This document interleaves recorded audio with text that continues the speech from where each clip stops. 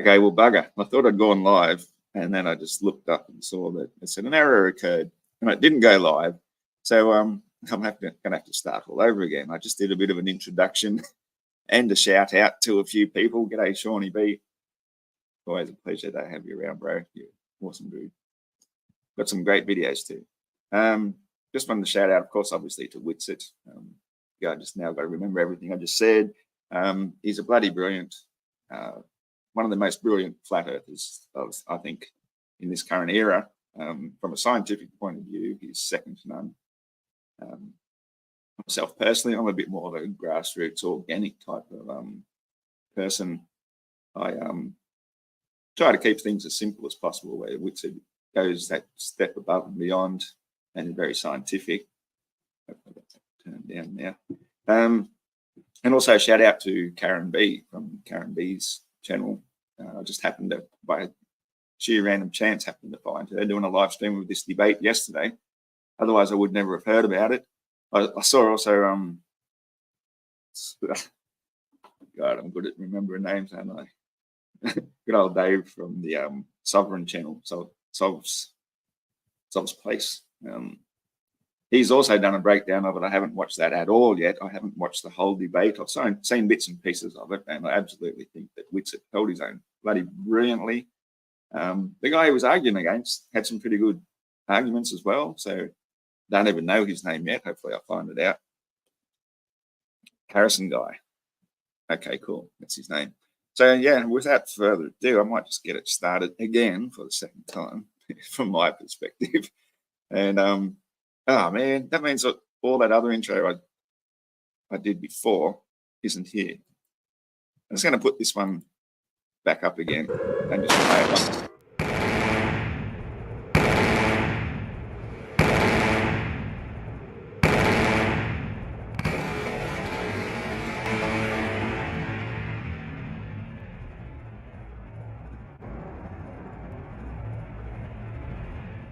Hey, Saddle Bum.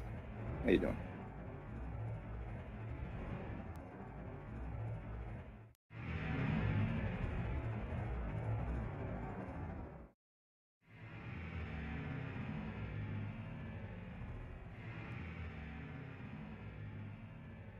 So I actually showed this twice, as I thought, as a preview, just to get the show started. This is a railgun projectile done in super slow motion, as you can see. That thing normally flying at about 8.4 Mach is the usual speed, which is 8.5 times the speed of sound, which, as you can see right from the get-go, one more time, we'll just... You can't even see it. It's gone straight through all those things faster than you can believe. And then some slow motion footage. So I think it's just worth bearing that in mind. All right, welcome, ladies and gentlemen, to the American Journal. I'm your host, Harry. Just worth bearing that in mind that according to the conventional globe wisdom belief that the Earth, while it takes 24 hours to rotate once of 25,000 miles on its axis, that the orbital speed is 10 times faster than that railgun projectile at full speed. That's how fast I think we're going. So I know in this guy's intro, he actually mentions that. And, well, he mentions that all these things are observable. And so I just thought I'd bring that in. I'll probably even show it again once he makes his point that everything seems to be observable from the globe model point of view. But to seriously think that all the clouds, the atmosphere, every flying thing in existence is also hurtling around with us at 10 times the rate of that railgun projectile. This is what the globalists believe. So let's get into the debate. My guest and opponent today is Austin Witsit. He is a flat earther. He's our guest today who's going to be debating on behalf of flat earth theory. If you want to know more about Austin or flat earth theory, you can follow him on X at WitsitGetsit or by going to witsitgetsit.com. Austin Witsit, thank you for joining us. Welcome to the show. Absolutely, man. Thanks for having me on. How's it going, brother? Pretty good. And so about a month ago, InfoWars Twitter account put out a question: who do you want to see Harrison Smith debate? And your name was by, like, far and away the most. Okay, cool. So now I know. We've got a name, Harrison Smith. I'm just going to type it out so I remember it, because when you write something down, you got a better idea of being able to remember it. Because I'm good at forgetting names, especially. Harrison Smith, there we go. So he's the host, and he's also the guy doing the debate. Obviously a very experienced presenter and debater. And Witsit just absolutely held his own from what I've seen so far. I haven't watched all of it, of course, but I'm going to watch it with me. We'll get as far as we get, but I'm going to constantly interrupt him and give my own opinions, obviously contrary or whatever to whatever Witsit says. When he speaks, I'll probably just let him run with it, unless I got something to add. Most popular response. Why is that? Why is there this hunger for the flat Earth debate, but for you in particular, do you think? I think I've done pretty well in the debates, and typically the opponents are not all that worthy. Humbly, they're just not typically as informed. So I think actually I do have to agree 100% there. Like I've been on Modern Day Debate, I don't know, more than a dozen times, and honestly, finding an actual worthy opponent. Like I'm not saying they're not worthy as people or that their opinions don't count, but as far as being qualified as a helioist and knowing fully well what the helios all believe, they're hard, few and far between. They're difficult to find, and at the end of it, you feel sort of disappointed that you don't have somebody with better knowledge than what we already have of the globe itself. Like that's what makes flat earthers is that we know the globe better than the global believers know it. And the more you know it, that's how you end up becoming a flat earther. So it's funny watching many of the people that he has debated, and myself as well, that they just really don't understand their own belief as well as you'd think they would. They're there to defend it because they believe it. There's no doubt they've got their belief. But when it comes to grassroots knowledge of it, most of them are pretty lacking. So that's a great point there, Witsit. that, especially with InfoWars, there's a huge crossover, right? They just want to see the position accurately represented on kind of the big stage, if you were. So I think that's probably more what it is. I think a bunch of people think I'll accurately represent what we think. Well, and obviously there's been a lot of comments I've seen saying either this won't happen because InfoWars is controlled, or I don't know, all sorts of speculation about why InfoWars doesn't cover flat Earth theory. But let me just ask you, because we got a little. See, I'm not an InfoWars fan. Way back in the day, I'd heard of Alex Jones. I watched a few of his videos and stuff and thought, he's a little bit too over the top and whatnot. So I didn't know this guy. I don't know much about InfoWars, apart from the fact that they do delve into conspiracy theories, which I do not like that term. To be honest, I think it takes away from the importance and relevance of actual, genuine conspiracy theories or conspiracy facts. So sometimes I think this Alex Jones guy has been a bit of a misinformation agent, but like all of them who are successful, at least 80-90% perhaps is probably on par. Like it has to be a certain amount of truth, and maybe they're even permitted or fed information that has to get out, and you can't do it any other way except through some sort of eccentric channel where you have to be a little bit, how would you say, not mainstream. So you're allowed to exist, and then you're allowed to release this information because the information actually has to get out. And I sometimes even think that about Mark Sargent. Love the guy. I don't think he's a shill or an agent or anything like that, but sometimes I think that he is useful because he's such a innocent and genuine, good presenter. So they use people like that to present this information, which eventually has to see the light of day. I mean, they can't hide flat Earth forever. And Witsit obviously is just a normal, down-to-earth bloke with a very clued-on mind. And I'll just let him do some speaking. First 5-minute segment, and then we're going to have two 23, 25-minute segments to close out this hour. We're doing minimal commercial breaks here. And a very good day to you too, Gary Wybank. Awesome, mate. We're on the radio, so we have to take some, but we're going to take them minimally. So in the first 5 minutes, I just wanted to introduce you and sort of talk about the idea and everything. How did you get into flat Earth in the first place? Yeah, so similar to what a lot of people say. So you have the side that says InfoWars is controlled opposition. They won't talk about flat Earth.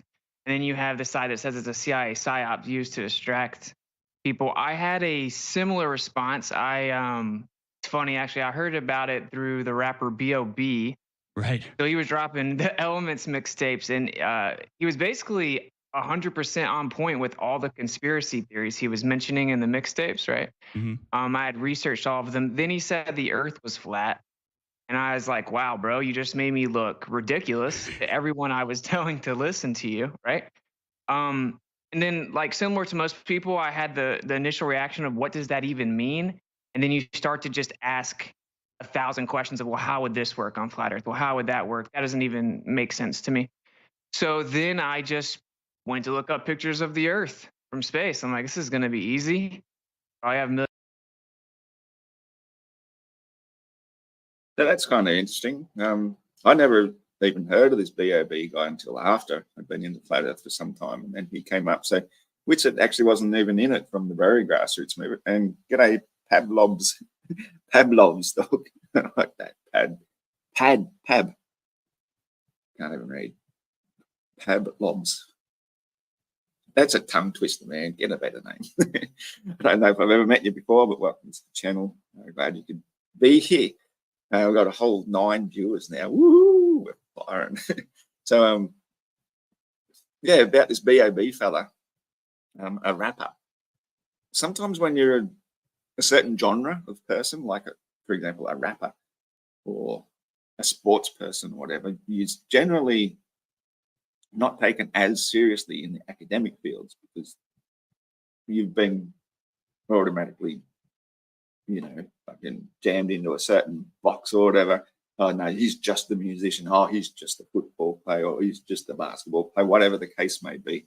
And so it's hard to get out of that genre that you've been, filtered into and taken seriously from a scientific point of view. But I think today, even the average person like myself, and well, Witsit, I think he joined college on a sports, scholarship as well, and didn't really take academia so seriously like most people don't because it's a load of crap. But the ones who do take it seriously are now considered to be the genuine scientists. So realistically, the average person of today has had the accumulation of the past couple of centuries, if not millennia, a couple of thousand years of accumulated scientific knowledge, so that even average people know more than the greatest minds of people in the past. Now, I could be quite wrong. Some of those minds in the past might have been even far more advanced than what we are. We may have been dumbed down somehow throughout the ages as well. So that's why we can't create the same architecture and so forth that they had in the past. We don't understand the cymatics of the cathedral windows, for example. We sort of get a bit of an inkling when we play with sand and vibrations and frequencies and stuff, but these people had it sort of sussed out hundreds and hundreds of years ago. And I think to a degree, we've been very much dumbed down, but at the same time, we've also had a good accumulation of knowledge so that even the average person can be scientifically more sound than, say, even Einstein 100 years ago. I'm not saying we're more intelligent or better at working things out necessarily, but we've got a much better grounding and understanding of our model. In fact, we can use computer graphics these days to create models in an instant for people that are good at that sort of shit. I can't do it for my life, but the people who do it, they can create a model of the entire globe and then therefore the star fields around us. And so we get a really, really good understanding of our model, whereas if you look, I don't know how long ago now, 50 years ago, they had like little mechanical wheels you could wind around to show how the planets work and revolve around the sun. And that was our model. And this is the sort of thing we've all been brainwashed on and brought up with and believing in and thinking that there's this field of gravity that holds everything into place. But then, of course, that would have made everything collapse. So we've got to have dark energy and dark matter. Obviously, we'll get into this. I'm already letting my own tongue roll off. I'm just going to watch this debate. Millions of pictures. And that was not the case. This was 2015. And the last claimed picture to even be real at that time was 1972 for the Apollo missions. And sorry, I wasn't even looking at the chat there. There's been a few more jump in. Good to see you guys. We got Justin Johnson, brother. Lord Racer, how you doing? And Scott Level Realm, good to see you all here. Salted Cedar. So I told you I can't read today. My eyes are playing up. I should have bought my glasses. Anyway, let's just get into this debate, eh? Needless to say, I was already very skeptical of the Apollo mission. So immediately I thought, okay, well, there may be something here, right? Which there should be millions of real pictures. I should have live HD live streams of the Earth from space. So that's how it started. And then I kind of fell down the rabbit hole. And I think this is an important part of it all as well. You'll instinctively just say, well, how would eclipses work? How does this work? How does that work? And if you can't find an answer, you think, oh, well, then it can't be flat. The actual way you have to go about it, and this is why all flat earthers exist, is they went to disprove flat Earth, and more so they went to prove the globe. And then when you look for the actual, evidence that supports the claimed size of the globe, you've run into problems, right? And so if we falsify the globe, we don't really need to replace it, or it remains true. So that's pretty much my like really succinct journey through this. Is I just went to look for evidence of the globe. I went and made observations myself. It just didn't stack up. And needless to say, like years later, it just gets worse and worse. And, I can assure the audience, flat Earth is going nowhere because of the lack of evidence. So, yeah, that's kind of my journey really quickly. Yeah. Well, it is interesting, and we'll get into the actual debate portion here on the other side. It's sort of the first debate we've held. That's what I like about that. That was a pretty good intro. Without even getting into the debate, he's already made some good valiant points. So, let's keep watching. So it'll be interesting, but I guarantee it'll be fun. And let me mention today. And I will also add, for those who just got here just recently, I haven't actually watched this whole thing through yet. I have watched the opening statements by both. I've heard that. That's about it.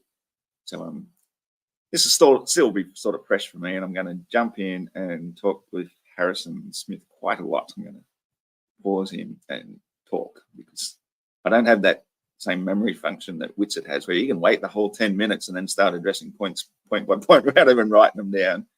This is one of the things with old age and my certain medical condition. My memory isn't what it once was. Let's go. This debate is brought to you by Brainforce Ultra, InfoWarsStore.com. Take your Brainforce Ultra and we'll hit the ground running on the other side. Stay with us. Short 60-second commercial break, and we'll be back with Austin Witsit to debate Flat Earth. My Brainforce Ultra.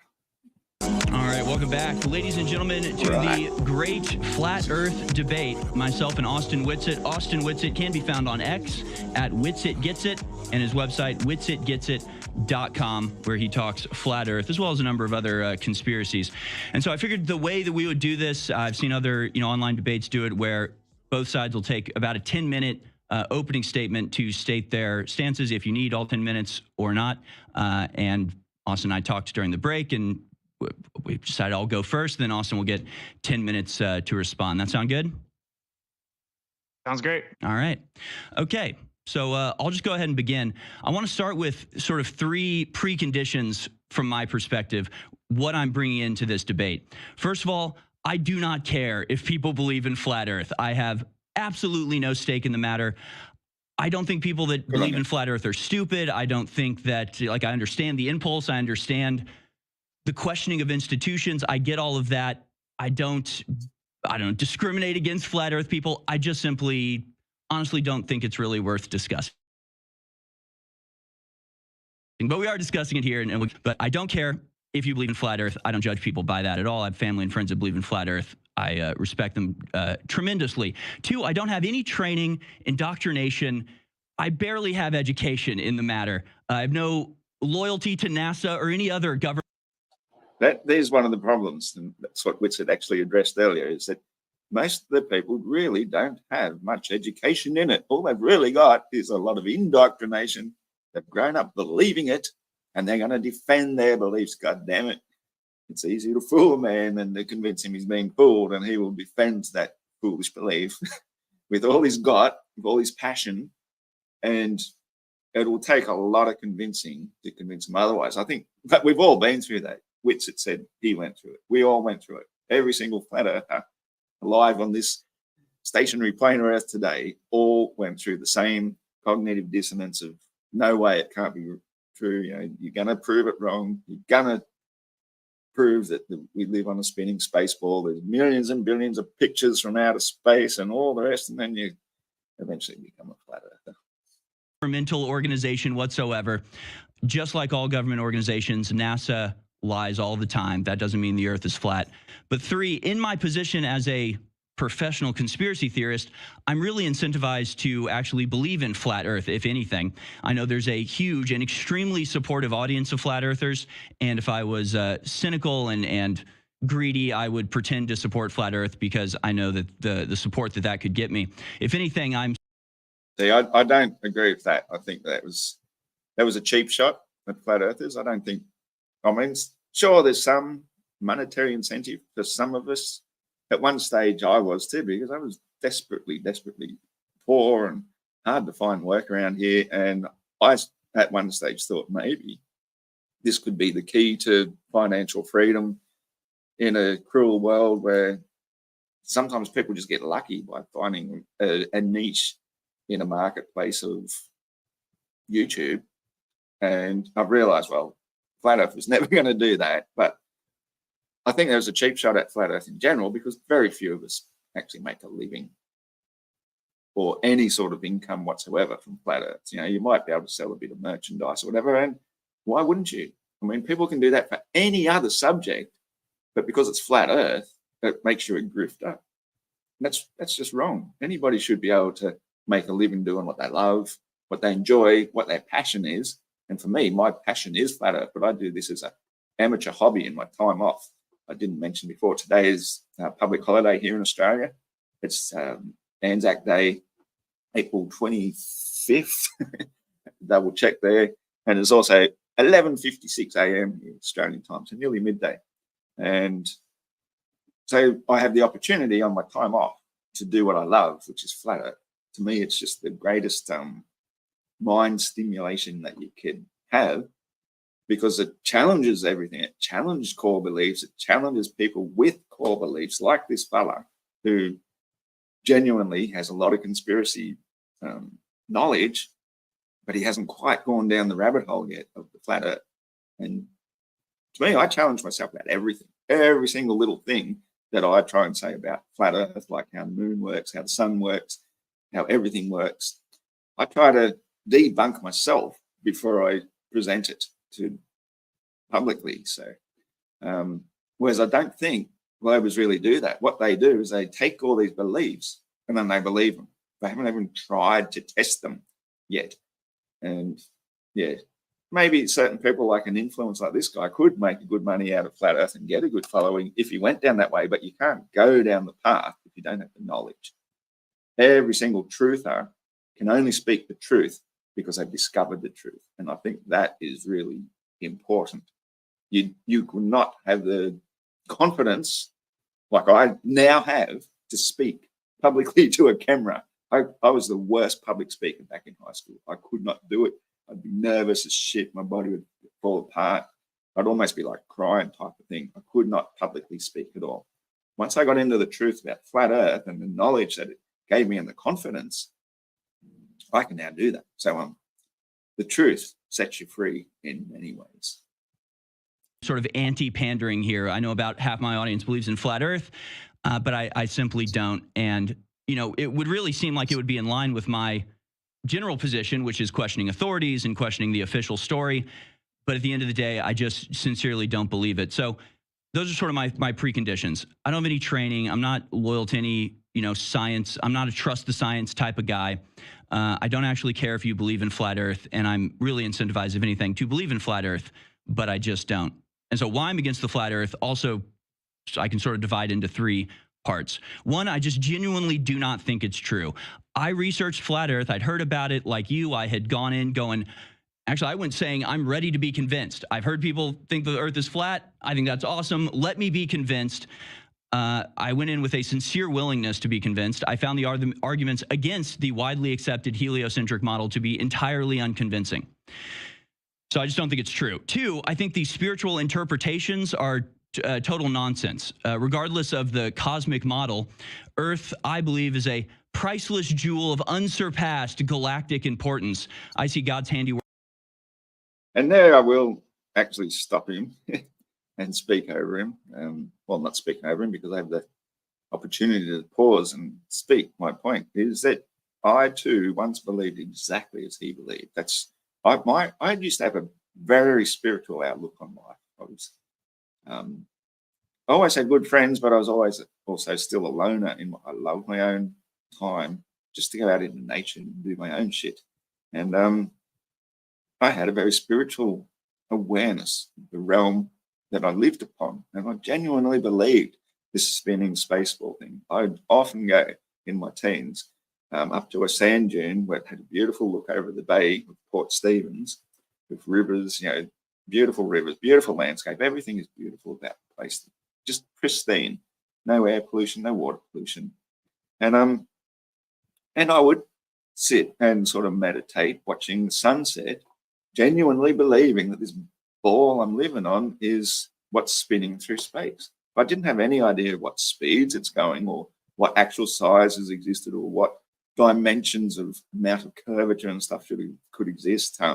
We could see islands way off in the distance, which were 15 kilometers away or more in some cases, headlands well further than that. And when you work out curvature rate formula and height, distance drop and all the rest, you find it hard when you look back and say, well, of course I knew it was flat and stationary the whole time. But at the time, I still genuinely believed there was this majestic blue ball in a little Goldilocks zone, just the perfect distance away from the sun, where the sun's attraction was equally as strong as the energetic force of solar wind pushing us away from it that kept us in orbit as I actually thought the sun was standing still. I didn't even know it's going over 500,000 miles an hour through the galaxy, and the whole galaxy is moving with it, which makes it appear still. So anyway, I agree with where it's coming from, because I think we were all there at one stage. If you had a really good understanding and relationship with your Mother Earth, you genuinely believed it is a little blue jewel in a majestic place, galactically speaking, or whatever, however he termed it. I'll shut up now. Work in all of creation, including the divinely arranged solar system. If anything, I find the concept of flat Earth completely out of step with the rest of creation, and I can explain that later. But 3, I think the overall discussion about flat Earth is detrimental. I'd almost go so far as to say toxic to the discussion that we have every day, which is about the lies told by government to keep us under control. I actually, in doing my research, I really came to the conclusion that, if anything, flat Earth is a psyop promoted by the powers that be to distract, divide, and discredit the truth movement. So, breaking down those. Yeah, I definitely can't let him get away with that. I would think, if anything, it's the opposite. Is that it's actually increased the awareness of the truth movement, because once you get through flat Earth, then you start to see everything, the big picture. With NASA aligned, NASA, a government agency, a military branch, and we know that the governments and militaries have been lying to us since forever. It starts to make you doubt everything. And I think even Witsit might have mentioned in this, or I saw it just recently, somebody mentioned, where I'm pretty sure he did, that the flat earthers immediately saw through the hoax of the health pandemic that we didn't go through. It was a pandemic. It was possibly a trial run for a genuine thing, don't get me wrong, but we all saw through it. None of us took any sort of snake bite or anything like that. We all avoided it, stayed safe. And, there's an old saying, physician, heal thyself. That basically means you got to be your own doctor. Once you start appealing to authority to be your doctor, I'm not giving health advice here too. This is just purely for entertainment purposes. But I genuinely believe for myself that I will be my own doctor, my own health advisor, my own physician. And if I make the judgment call that I need outside help, then I will do so. But generally speaking, avoid it at all costs. And flat earthers are generally like that. We're naturally skeptical, and rightly so, because we've realized, well, yeah, what happened? They lied to us about I mean, our literature from centuries ago was way in advance of what we're producing today. The architecture. Yeah, they might not have had the electrical technology, or maybe they did. Maybe that's all been removed and destroyed or recycled or whatever. I don't know. But it seems to me that what we've had in the past is far advanced of what we got now. Now, our electronic communication devices, yeah, they seem pretty advanced compared to what we had as a kid. I had the Commodore VIC-20, but at the same time, this stuff could have existed in the past. And if a certain reset happens, and there's a fair convincing amount of evidence of melted buildings, well, perhaps all this artificial technology just gets completely wiped out and disappeared off the face of the earth, and we would never know about it, especially if we started all over again and reinvented the printing press from scratch and all the rest, and that's our history. And we think, well, now we're advanced. We could still be thousands of years behind what we once were in the past. We'll never know. So anyway. 3 portions. Here's how I see it. There are natural phenomena that I can observe every day with my eyes that have no readily apparent explanation. The sun, the moon, the stars, eclipses, sunsets, sunrises. These things are evident but mysterious. I don't have an answer to them, evidently prima facie, just from my own observation. So if somebody came to me and told me that we're standing on a stationary plane and that there's a dome above us that rotates at a continuous, degree, and the moon and sun revolve around the earth, I would say that makes sense. Yeah, that comports with my observation. It certainly could be the case. But if somebody else came along and said, well, actually, the reason the sun looks like it's circling around us because the earth is spinning, and all the other aspects of the heliocentric model, I'd have to say, yeah, that also makes sense. I can also picture that as being true. Well, that's the problem, is it's easy to be convinced, well, fooled in the first place, that is the case. But if you were never convinced of that from a young age, and you'd lived your life to a grown adult human being, and you were told and knew and understood, and no doubt about it, that the earth is flat and stationary, that water level is water level universally across the entire plane, and that all land mass is measured in terms above sea level, to try and then be convinced otherwise, that it's actually curving and the water goes around in a curve, and that we are rotating to create the illusion of the sun going around us. Well, to create the illusion of it, yeah. As opposed to the sun actually going around above us. It would take a lot of convincing, which is why I think it's taken so many generations, as we've all known, since like basically World War I, where they wiped out the majority of the alpha male population. They allowed some educators and some farmers and so on, literally didn't allow them to go to war because they said, we need you too much back here in Australia. That's why both my grandfathers missed out on going to war. One was a farmer, the other was a science teacher. So they've allowed a few people to survive, but the vast majority of the strong population has been wiped out in a couple of world wars. And they took over all of our education institutions. They took over all our medicine and hospitals. They got rid of every alternative health practitioner who may or may not have been having great success in their healing methods. They've taken away so much, and they are literally poisoning us mentally and physically with false information and toxic products, toxic medicines, toxins in our water, toxins in our food, toxins in our dental fillings, toxins everywhere, man. We've been inundated with it. So it's, I'm losing the plot here. I'm just going to let it keep going. But then you have things like stars that don't behave like other stars, whatever you want to call stars. The points of light, there are some that wander, right? Planets, that's where the term planet comes from. Well, that's actually not the case, because even in the heliocentric model, planets aren't stars. That's why they're called wandering stars, planetae, because they look a bit like a star, but they're generally much brighter. They appear much earlier. They're the last ones to disappear. Obviously, they're much closer to us and much bigger bodies, potentially reflecting sunlight or creating some sort of energy to produce light, but they're not stars. Whereas the stars, they all move as a single body. Now, I just had this argument actually before with somebody on Facebook. It had to be Facebook then, about parallax. is that every night as we're drifting around the sun, we actually travel 1,600,000 miles for every 24 hours of doing a 25,000 mile spin on our axis. So over that period of time, if these stars are thousands of light years apart from one another, and we're doing this little dance around the sun, and the sun is doing its little dance through the galaxy, the parallax of the stars would actually change. So the fact that they don't is actually a huge flat Earth proof that the stars move as a single body around Polaris, and just because they reach the equator and appear to straighten out and appear to go a different direction when you turn around and face the other way looking towards the southern celestial pole, doesn't mean we're on a spinning space ball. The fact there is no parallax change, all the constellations are constant all the time, goes the other direction.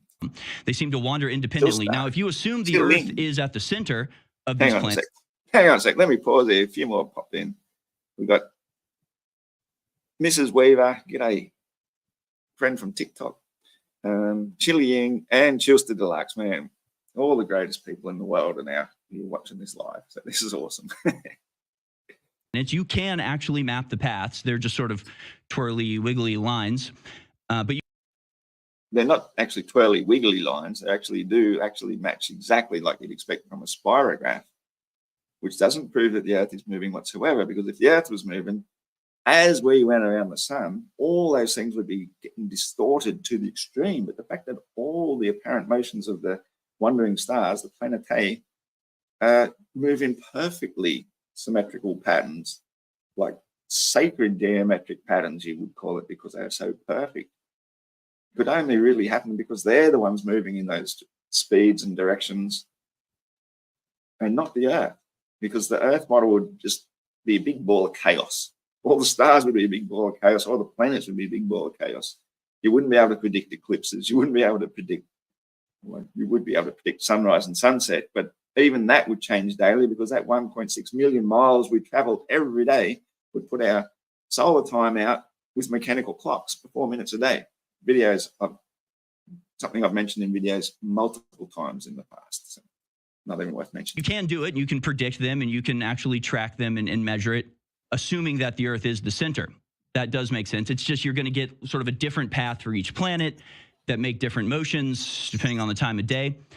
But then if you shift the center, the assumed center, to the sun, and you take a heliocentric model, all of these disseparate and seemingly random paths just go shoot right in the middle. Suddenly it's all very nice, clean, explicable, concentric circles. That makes absolute sense. Obviously, these planets all seem to be affected by the same force, not completely different forces that give them different paths. They all actually take pretty much a similar path, just in a concentric circle model. So basically, I've got two people in front of me. I just picture myself as like a goat herder in Greece 2,000 years ago. I just see this stuff, and I've got two people in front of me. One that's got an argument for flat Earth, and the other that argues for the globe Earth. And I know that, in your argumentation, you like to present the globe Earth side as presenting a model. Therefore, it's making a positive claim. Therefore, it has the burden of proof. But to me, these claims are equally burdened. I mean, they're both claiming to be able to explain what I'm seeing. Just because one side claims to be able to provide a model and the other side doesn't mean that that second person has no obligation to explain anything. Okay, so that's a fair point. That's a reasonable point, that there is some burden of proof on flat earthers, and I think we do that really easily just by using water level. Like, you try and reproduce that ball, but make that 70% of the surface actually liquid water, and see how far you get. I mean, simple as that. Or try and have a pressurized atmosphere clinging to a ball inside of a vacuum. It would never happen. So our burden of proof is pretty easy to meet, to be honest. It's a fair call, but as I say, it's really simple and easy to meet. Whereas the opposite, their burden of proof, to say other than what we observe with water, to say other than what we observe with gases in a vacuum, the vacuum is obviously the complete and utter lack of gas of any sort. And once you put some in there, that gas disperses to fill the entire vacuum chamber at whatever pressure you put it at. Even if you pumped it up, like a tire, for example, a basketball, the pressure increases, but the whole pressure is the same around the whole exterior surface. And that's what gases will do. They will fill the volume of their container. the Earth spinning in space has no container. So therefore, no atmosphere, no pressure, no gas. Yes, then you need gravity, you need dark matter, you need dark energy, blah, blah. I'm looking for an explanation for these things, and one side can present it, the other side can't. So the tactic I've seen you take is sort of almost assume, like take the position as if it's a trial, like a criminal trial, where the prosecutor has the burden of proof, and your job is to simply disprove or undermine or cause reasonable doubt in those claims. Yeah, that's exactly what I would do. That's what I think I just did. You know, I would say, right away, show me the burden of proof how gas pressure can exist on something moving faster than a railgun, 10 times faster than a railgun projectile through a vacuum of space, as the sun itself is moving. I think I worked it out at 90 something. I'll have to do the maths again. A huge amount of times faster than a railgun projectile, also through the vacuum of space. So we're going all those speeds. We have to be going the sun speed as well. The moon has to be going the sun speed and the Earth speed and its own extra speed in order to appear to waft around us as it does once every 27 days in heliocentrism, or once every 24 hours, 50 minutes in flat Earth observation. All these things have to be going such fantastic speeds through a vacuum and clean the atmosphere and clouds and all the other flying things with us and all the oceans.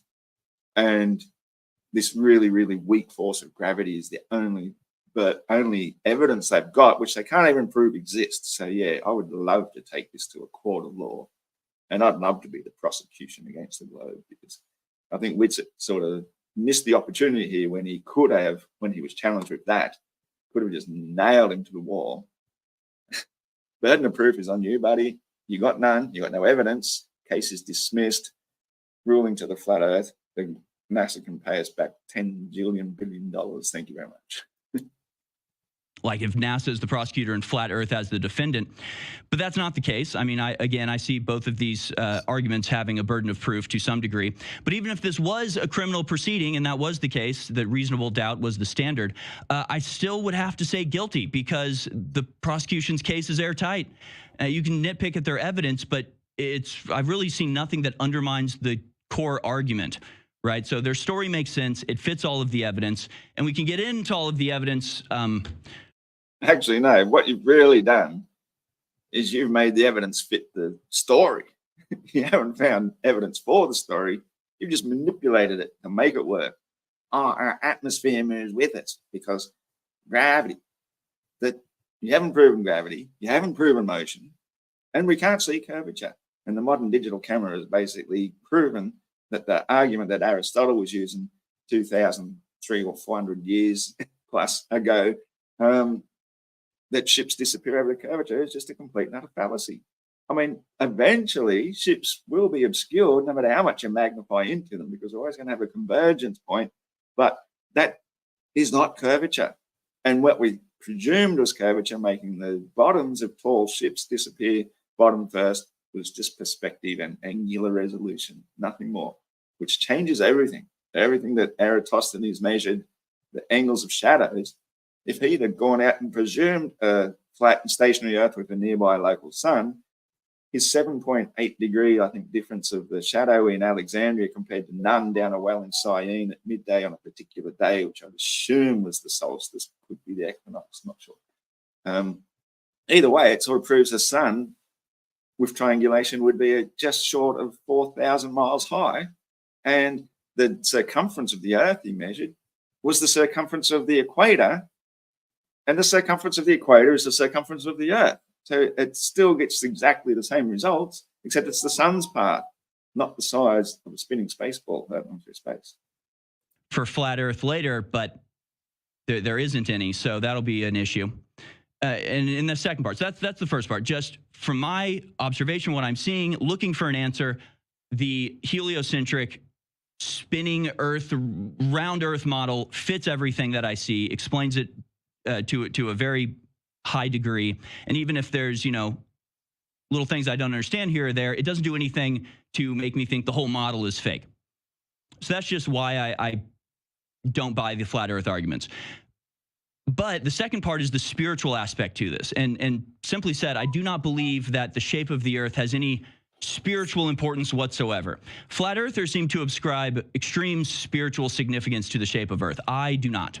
Whether the earth is flat or not, I feel the same way about God. In fact, I think the globe earth model comports more with my vision of God, as it is a sweeping, majestic, minutely detailed, intricate, and perfect model, just like most things in creation. A flat earth model, to me, is childish and simplistic in comparison. Nothing else in creation that I can observe, makes me feel like I'm in God's celestial hamster cage that the firmament would represent.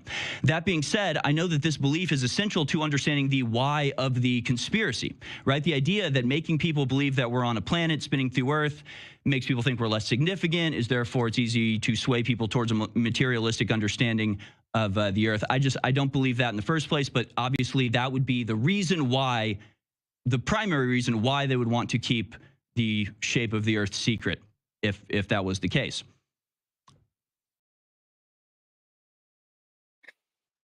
That's a good one. Killian just says, in my opinion, Witsit should be doing the interview for green screen, and Dave Weiss should be popping up all the animations in his background as the conversation goes on. That's a great idea. But yeah, as you could see by that highly exaggerated, I wasn't really paying a lot of attention because I was getting a little bit distracted by some of the comments. When they show the globe in their close-up, whatever they did, when he showed the ball spinning from the ISS, for example, if you looked at that amount of curvature and you completed the circle, it makes a really, really tiny Earth. Like, it's been well demonstrated mathematically by people far better at maths than myself, that you would need to be at least 400 miles high above the globe Earth before you would begin to see the curvature. Yet this ISS is allegedly 250 miles high, and they show an extreme amount of curvature. So it's fisheye lens. And we've sent things which we know for a fact to 25 or 24 miles high. 128,000 feet is about the maximum we can send a helium balloon with a camera attached to it. And as that thing moves and rotates around, the horizon has risen to the middle of the screen, which is basically eye level, and it's always flat. And the atmosphere is so thick, you cannot make out details of terrestrial surfaces. It's all basically cloud and atmosphere. So for them to be 10 times higher than that or more and have a perfectly clear continents, no weather, no atmosphere, a really curved surface, it's fake. You have to know that. Surely people aren't that silly anymore. But you have to understand how fake that is. It's worse than the Lake Pontchartrain image where they used huge telephoto zoom, whatever you call it. My words aren't coming to me today. But they used a huge zoom and from a great height. And when you exaggerate and crop and show something in the far distance, how these tall structures getting further and further apart, lower and lower, and higher, it's going to create the illusion of curvature, just like the image of a zero on a screen is made up of a whole bunch of tiny squares, create the illusion of a circle. There are no circles on a computer screen. Everything is little blocks, little pixels, little squares. And that's what they're doing with the Lake Pontchartrain. 24 miles is a huge distance for us to be able to see. We need telephoto zoom lens. Ooh, I got the words out. To be able to see that far. And then when we crop it and zoom in on it, it'll create the illusion of curvature. It's not really difficult to believe how someone could fool you, but to fool yourself after knowing how it works and still believe it's curvature. And then you do the same, follow that curve, make a ball, a complete circle with that amount of exaggerated curvature. Earth wouldn't even be 1,000 miles big with the Lake Pontchartrain image. With that stuff from ISS, then let's assume one side to the other was 1,000 miles distance. Well, there's only 25,000 miles to go around, so you complete that curve. That makes the Earth very, very tiny. You would not fit all the continents, as we've never seen in a globe picture anyway, or the animations. So let's confront this conspiracy, because it would be a massive conspiracy necessary to uphold a lie of this magnitude. And it doesn't even make sense as a concept, right? If you, Harrison, you're under 1 minute. If you put yourself in the position of people who are trying to keep this secret, there are like a million other ways you could do it. and I only have about a minute left, so I'll just stream through these. Basically, I like that. And, yeah, a minute left. I was just streaming through these. That was pretty. That was bad of me. So the scale of the conspiracy necessary to keep this up is too vast to be feasible. Millions of people have worked on space programs. Either they're all in it, or there's some sort of parallel industry constantly psyoping the. Okay, so that's worth a stop there. Millions of people. I think that's probably worth investigating. Really, are there millions? I think if we really narrowed it down, we'd probably get it down to thousands and possibly even hundreds, not millions. Millions is a big number. Most people sort of exaggerate numbers very easily. People do it all the time. I'm guilty of it. Everybody I've known is guilty of it. You say, oh, I've done that 1,000 times before. Well, it's really probably 50 or 40, but it feels like thousands. But that's why you say millions. This is the thing. They've got this faith in NASA and the authorities, and they assume that they're these massive organizations with millions of people who are all brilliant scientists. Whereas you probably find there's probably 5 who are at the top, who are actually even scientifically capable whatsoever. And they know it's flat, stationary, that they just can't let on, because look at how much millions and billions of dollars in funding that they would lose if it got out. And for them to come clean now and say the earth is flat, that is a straight up confession that they faked the moon landing, because they took the image through around an aircraft. It's that footage has also been released deliberately, I reckon. It wasn't accidental. It's been released to show how they faked it. But they can't just come out and admit to it. There's too much at stake. If everybody suddenly found out the moon landing was a guaranteed absolute hoax, all these mainstream believers like this guy and people that believe all that stuff, they will go nuts. They could possibly start rioting, or they just cry and go into a big depression, and they'd finally realize, yeah, we get lied to about everything. People in the space industry, whether satellites or balloons, every image from space is CGI. Rocket launches.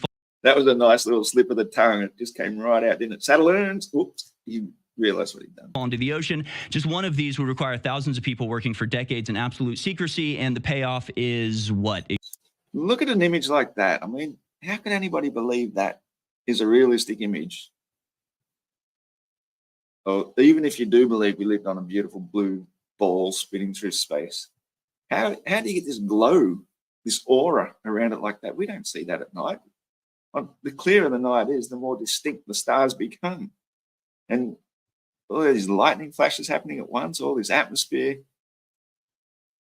That's not how we see it from the ground looking up, ever. That whole aura thing just looks so damn fake. So damn fake. Not even funny. And if it was night, well, obviously, all those clouds would be dark and all that lightning wouldn't really show like that. And yet, I would think this would be allegedly a nighttime shot to be able to see the black sky and that weird halo around the earth that's never been seen. Really weird. Exactly. Possibly weaken people's faith? Yeah, I don't buy it. The scale of the deception necessary is frankly too great, and the payoff is non-existent. The third part is the psyop, and we can get into this a little bit, but essentially, the only thing that gave me pause when researching Flat Earth was the fact that there are like fact checks and that it is in fact censored. Clearly, it is censored to some degree, not to as great a degree as other things, but I know we should all recognize at this point the YouTube videos that have the little Wikipedia box under are probably worth paying attention to. So that gave me a little bit of pause. But then again, just because something is censored doesn't mean it is therefore true. And we know things like QAnon are censored, but also entirely fraudulent. Okay, so that's comparing apples and oranges. But fortunately, QAnon was one of those things I actually never got into whatsoever anyway, so I wouldn't even really know yay or nay if it is or isn't correct, or misinformation, disinformation, partly true information, who knows? Maybe it's all true, maybe it's all fake. Usually speaking, for something to be successful, you have to have a decent amount of truth, at least in it. and then probably just a little bit of misinformation or disinformation, which is what I believe this Alex Jones channel has been all along anyway. That's how you get credibility, but can still be persuasive to help support a cause, which is false. Which I don't know if you know anything about that Cassidy fellow from the CIA, who specifically said that once everything the American public believes, obviously about the nature of reality, is false, then their mission will be complete. It's a complete and utter misinformation age we've been living through. And so obviously they need their people like the Joneses and the Smiths, interesting names, to promote this stuff, to have just enough credibility and enough style and charisma and all the rest to promote their stuff and to get the disinformation out there. So,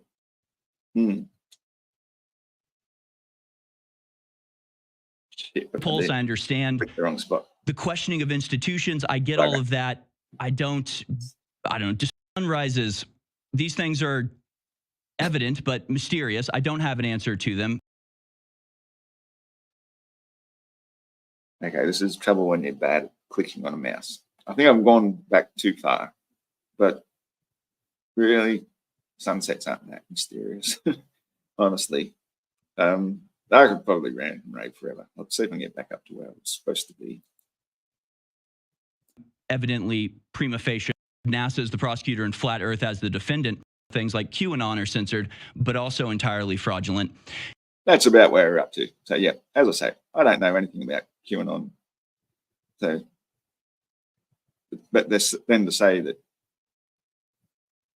it's suppressed and it's known to be fraudulent, then why would they do it to Flat Earth? I mean, there's plenty of topics you could pick throughout all of history. One I usually go to is the My Little Pony fans.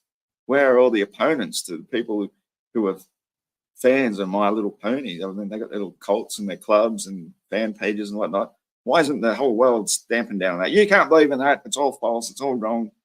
It's because we know it's a harmless little whatever fantasy, something that a distraction.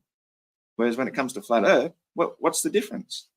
If it's not true and it's harmless and it doesn't hurt anybody, why not just let it go? Let it run its course and eventually it'll go away.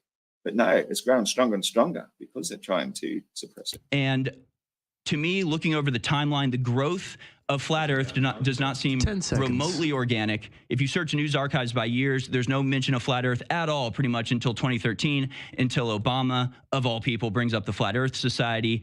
And yeah, it seems like came out of nowhere. Nobody mentioned it before about 2013, and suddenly it's everywhere. It's the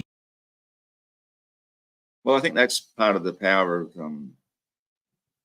social media, is that the idea has always been there. It's never actually gone away throughout all of history when we really look into it.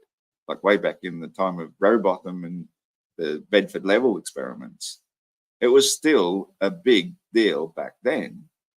The only thing is it really went away and people really were convinced because of the moon landing hoax. And as Mrs. Weaver has been saying there in the chat too, I sort of scrolled past it because I didn't think it was particularly relevant. But that one there, sort of about the lunar lander, it is actually very relevant. Everything about that makes zero sense about them. First time, I mean, so they'd had plenty of other previous missions orbiting the moon, allegedly. But for the first time, they disconnected a lunar module from the command module, and it landed on a spinning rock, which if it's to obey the heliocentric model, it's going all the speeds, including the sun speed of 514,000 miles per hour, Earth speed 66,600 miles per hour, the moon speed 2,280 miles per hour, and the moon's rotational speed of approximately 10 miles per hour to keep the same face tightly locked towards the Earth. Just landing on something 10 miles per hour without the benefit of an atmosphere. Now, that's something we have on Earth, why we say planes can land any direction, everything moves with the atmosphere, because everything's moving with the atmosphere. The moon does not have an atmosphere. Nothing can be propelled along with it to create the ability for this thing to thrust downwards. So it's turned around somehow, put its thruster down to stop it from crashing into it, but it's also drifted just fast enough, 10 miles per hour, to not get torn to shreds as it landed. That is pretty much the only evidence we've got of the Earth being spherical, and that happened in 69, actually, pardon me. Happened in 1969, 2 years before I was born. That blue marble image that they took halfway to the moon ended the debate. So flat Earth has actually always existed. It's just hasn't been as well publicized because we didn't have social media. Television was still relatively new. I grew up with black and white television for the majority of my childhood. Technology has come a long way in my lifetime, 52 years old, by the way. It's come a long way compared to what we had. In the past, they had books, newspapers, articles, papers. They published papers. Things took a year to get sent all around the world for people to peer review it. We do this stuff in seconds now, okay? But this is peer review live, here and now. This is the technology we've got now. We can peer review stuff so fast. They didn't have that back then. And so once the 70s happened, everybody knew we went to the moon. We had no reason not to believe. As seen on television, it was a huge advertising gimmick all through the 80s and 90s, as seen on television. Oh, it's on television. That must be true. That's how everybody knows the moon landing was not a hoax, because it was seen on television. They wouldn't lie. And that was what ended the debate, because we'd seen the blue marble from space. Everyone had posters of it in their schools and on their walls. We had globes in every classroom. People had them as house decoration. The debate sort of finished back then because we thought it was finished. Flat Earth regained popularity in the 2000s and 2010s because digital photography became accessible and affordable to everyone, and we got zoom cameras and ability to store stuff on tiny little chips and devices, hours and hours of footage, and sending them up to the stratosphere, 128,000 feet. And we realized that this isn't a spinning ball at all. That's why Flat Earth gained traction in the modern era, because of the technology, a change in science. We're not going backwards in knowledge. We're going forwards thanks to the modern digital camera, the information age, social media, and the ability to share, just like we're doing right here, right now. Transgender movement of conspiracy theories. Nobody had ever heard of it a decade ago. Oh, that was actually a cheap shot. I'm going to try and replay that. Satellites or balloons, every image from space is CGI, rocket launches fall into the ocean. Just one of these would require thousands of people working for decades in absolute secrecy, and the payoff is what exactly? Possibly weaken people's faith? Yeah, I don't buy it. The scale of the deception necessary is frankly too great, and the payoff is non-existent. The third part is the PSYOP, and we can get into this a little bit, but essentially, the only thing that gave me pause when researching Flat Earth was the fact that there are like fact checks and that it is in fact censored. Clearly, it is censored to some degree, not to as great a degree as other things, but I know we should all recognize at this point the YouTube videos that have the little Wikipedia box under are probably worth paying attention to. So that gave me a little bit of pause. But then again, just because something is censored doesn't mean it is therefore true. And we know things like QAnon are censored, but also entirely fraudulent. And to me, looking over the timeline, the growth of Flat Earth does not seem remotely organic. If you search news archives by years, there's no mention of Flat Earth at all, pretty much until 2013, until Obama, of all people, brings up the Flat Earth Society. And yeah, it seems like came out of nowhere. Nobody mentioned it before about 2013, and suddenly it's everywhere. It's the transgender movement of conspiracy theories. Okay, that's what I want to hear. It's the transgender, true, apparently transgenders have always existed, and I never knew. I was very naive as a child and didn't know a lot of things. Even when Crocodile Dundee came out and he sort of experienced in a tranny bar or something in New York, for him, it was his first understanding, and we just thought it was a joke. We didn't realize it was real. So yeah, transgenderism has apparently always been around, but it seems to have grown in exponentially around the same time as he's talking about. So I can see where he's made that comparison. But to be honest, as I said, it's always been there. And probably so has transgenderism. It's just that once it becomes publicly acceptable and, you know, like mainstream, which is really weird that something like flat Earth would become mainstream. Like, think of me as a child, I would have absolutely laughed and ridiculed and mocked anybody who said they thought the Earth was flat, because that's just how we were trained to think.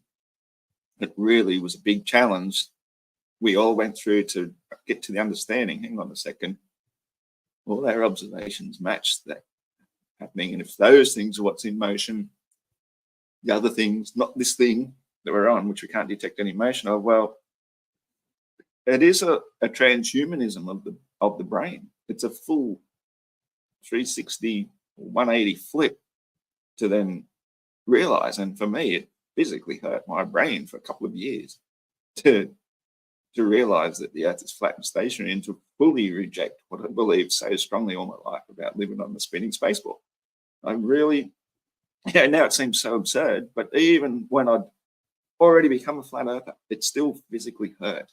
Because neurons are sort of synapses are reconnecting, disconnecting, falling apart, and getting reconnected to something that actually works. And wow, it is a transformation. So it's not so much the transformation of your gender, though. I think in many instances, not all, but in some instances, it is actually a mental disorder. It's just an inability to accept who and what you are, and finding more acceptance for being something that you're not. And if that works for you, I mean, that's what people obviously wear makeup, obviously, because they're not happy with their natural look. Each their own. I prefer the natural look myself, but yeah, I can see where the comparison fits, but to call it that, to label it that, is a little bit of a cheap shot. Nobody had ever heard of it a decade ago, but now Harrison, about 25% of people make it their entire personality. So that's my feeling on flat Earth. The floor is yours, Austin. Okay, so yeah, reasonable presentation, reasonable arguments.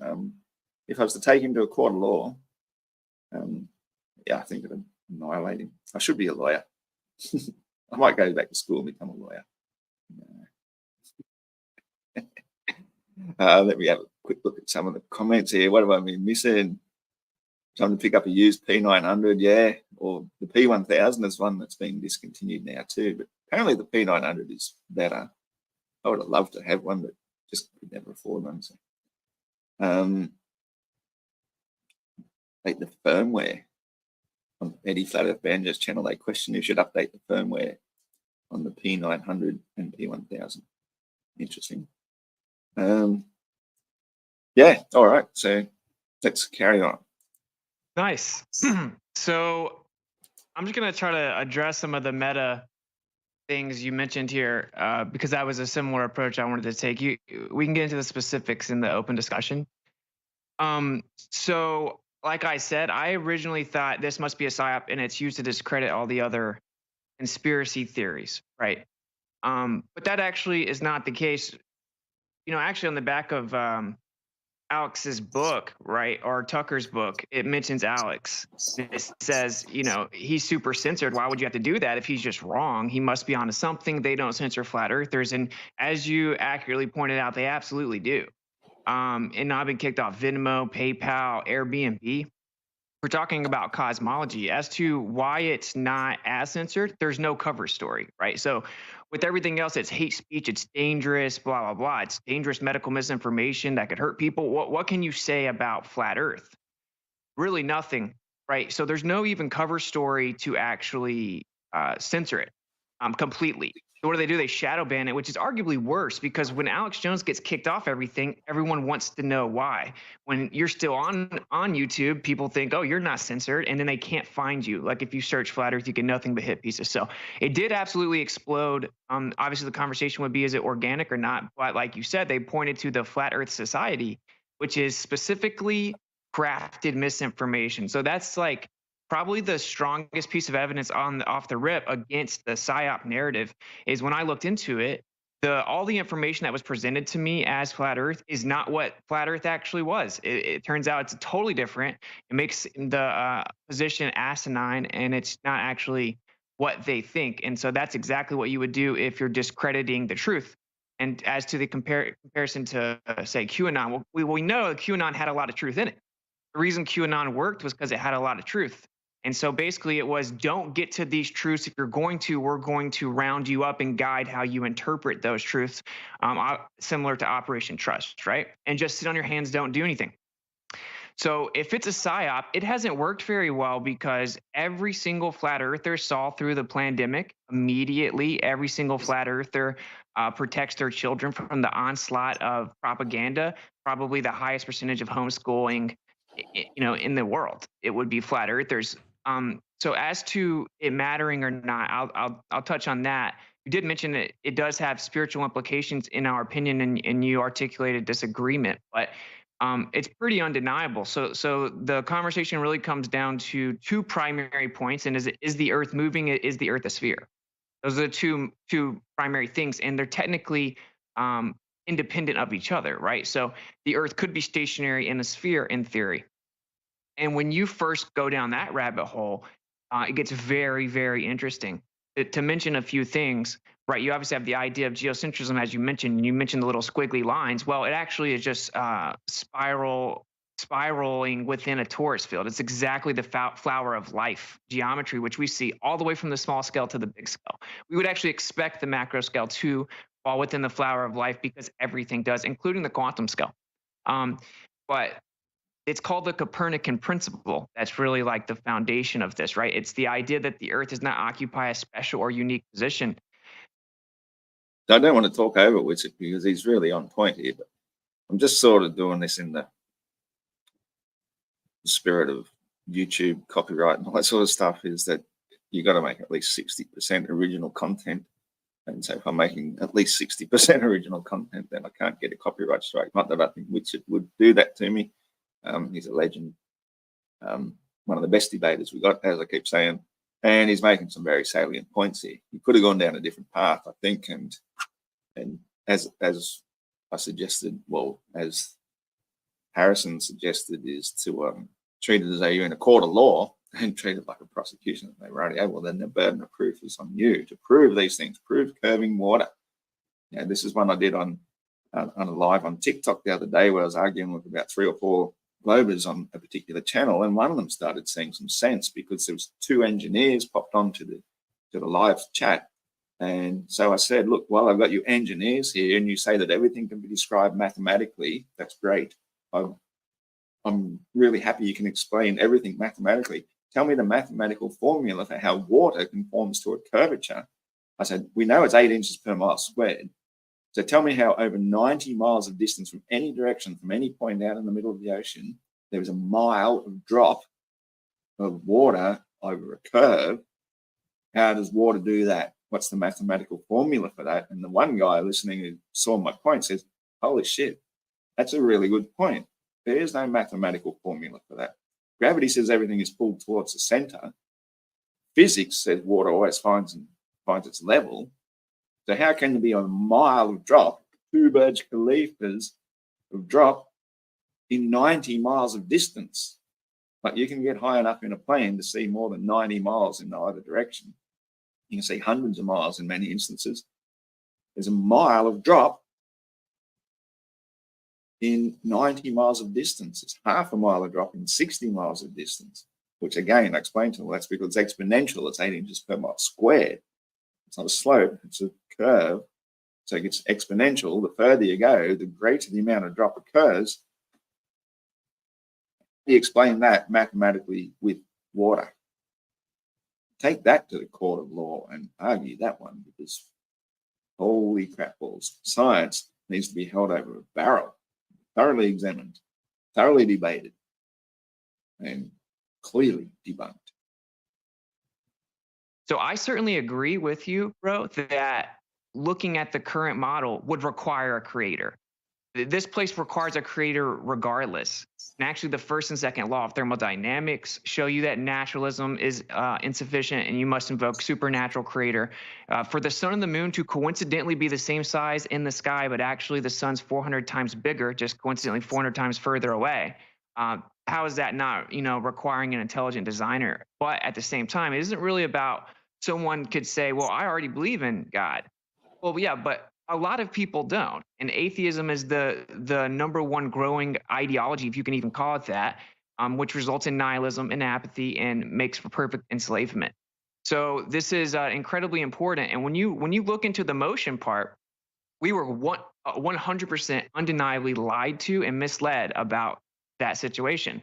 We're told that we know the solar system's a fact, and it's been proven the Earth moves around the sun. But in reality, you can look at Stephen Hawking, Edwin Hubble, Albert Einstein, Arthur Eddington, every major prominent astrophysicist or astronomer in history, and they will tell you, oh, we can never disprove that the Earth's in the center. We can't actually prove that the Earth is moving. It's equally viable or more viable. We prefer to not go that route because Stephen Hawking said on grounds of modesty, and Edwin Hubble called it horrific and intolerable, a special and unique position. So that's a philosophical decision that they made for the world and then misled the world about. I have to say, I love that. He nailed it there. They did it on philosophical preference, that it's abhorrible to their scientific minds to think that once the Earth had been placed in this spinning motion around the sun, made into an insignificant tiny speck as a result of the big bang for so many generations, that it then becomes intolerable to the mindset to possibly think, even if a God or a creator existed, that he would put us in the center when we're now being deemed insignificant, random chance event, no purpose, an accident. That's where atheism comes into it, because in that model of the universe, there is no place for a God to exist. It just goes on eternally, eternal darkness and emptiness forever and ever. Whereas if you place the Earth at the base, the physical platform at the bottom of the universe, and you create a firmament, then whatever is above that firmament, frozen in time, so to speak, timeless, is a place for heaven to exist, and therefore higher beings and energies. I'm not saying that's necessarily, but there are references to the Earth and the firmament being God's footstool. I don't necessarily agree that that's what's the word for far out? I can't think when I'm on the spot. That it's necessarily meant to be taken verbatim as exactly how it works, but it's, if you take it as a bloody goddamn, I'm just going to let them talk. I can't think what it actually was. So that's important, and we can obviously get into the specifics. You can 100% prove the Earth is not moving. It was done in 1887 with the Michelson-Morley, and it's been replicated many times since then. And what happened was they brought in Albert Einstein, flipped physics all on its head to keep the Earth moving around the sun.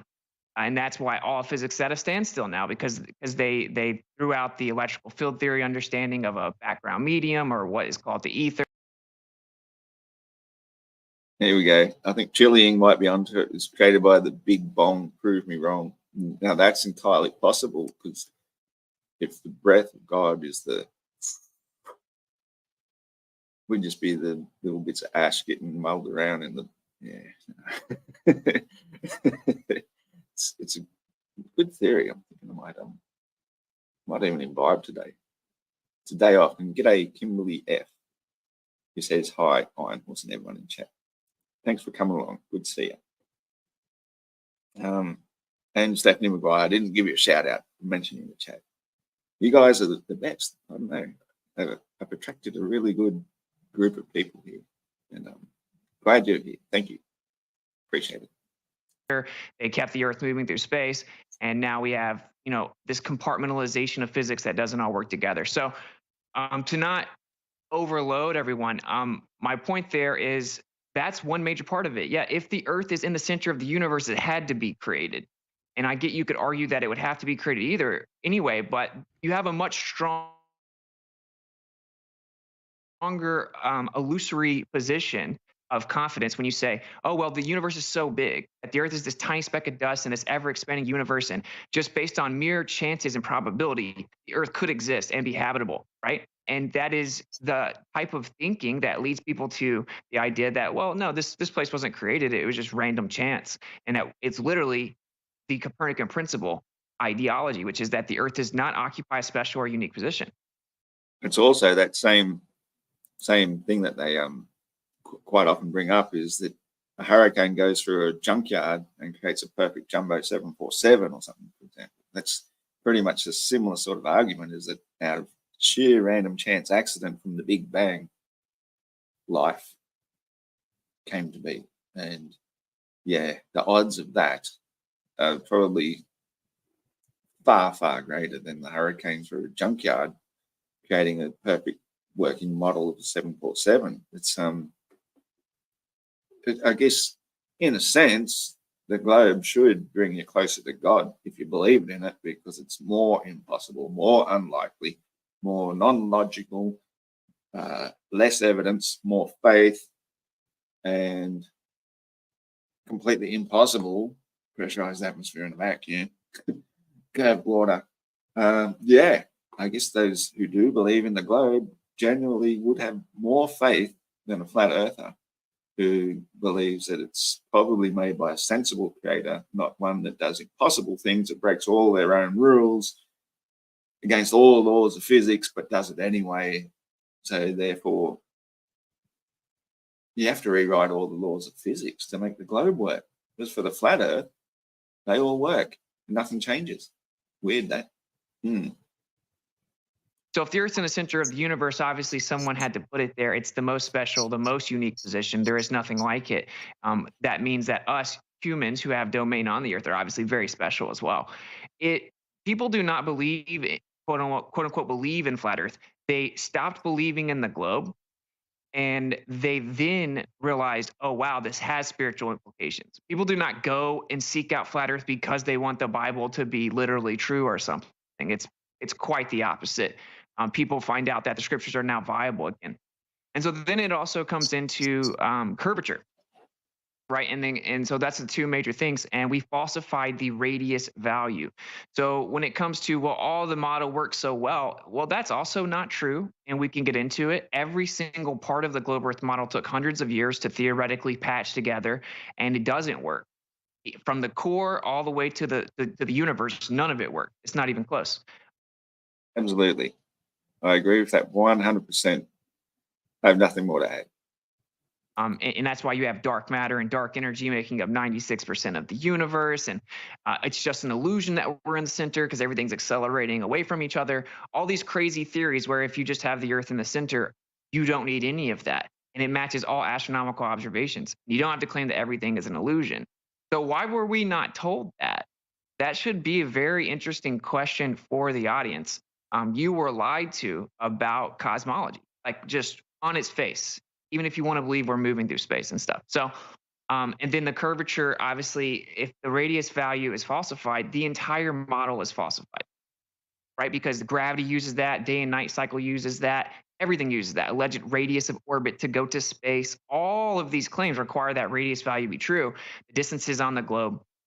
So if it's untrue, the entire model is untrue. So that's a stillman of our position, is that we went to look for evidence of the globe and it wasn't there. And falsification is independent of replacement. And I'll say this analogy, maybe it'll land. It's like if I went and looked through my parents' closet and I found adoption papers, and I'm like, walk up to you and say, dude, Harrison, you'll never believe it, man. My whole life is a lie, bro. Those aren't really my parents. I was adopted. And you say, well, who are your real parents then? I said, I don't know. I just found out that they're not my real parents. I just falsified they're my parents. I don't really know who the real ones are. And you could say, wait, you think everyone in town's in on it? Everyone in the church is in on it? No, they believe the lie. They believe that those are my parents. And if you said, well, until you can tell me who your real parents are, I'm not going to believe that those aren't your real parents. That would be ridiculous, right? Obviously, the falsification that they're my parents stands on its own. That's the way that this situation goes.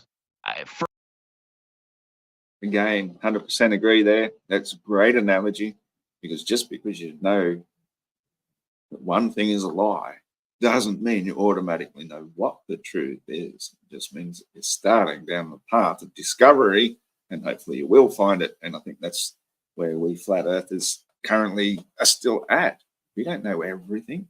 We've barely had a decade to really get to the bottom of it all and understand it all. And I think we probably, if we had a few more centuries as they've had, well, we wouldn't have to fabricate things in the first place. We'd just come up and try and explain everything as realistically as we possibly can. And I think we're pretty damn close, to be honest. Like another Facebook page I'm on, the extraordinary group of flat earthers. I could probably look it up, but I won't. Whatever the case may be, somebody went in there talking about a model. And in fact, damn it, I'm going to find it because it's relevant to the topic, and I probably got a response there by now. What's it called? The League of Extraordinary Flat Earthers. And we go down just a little bit.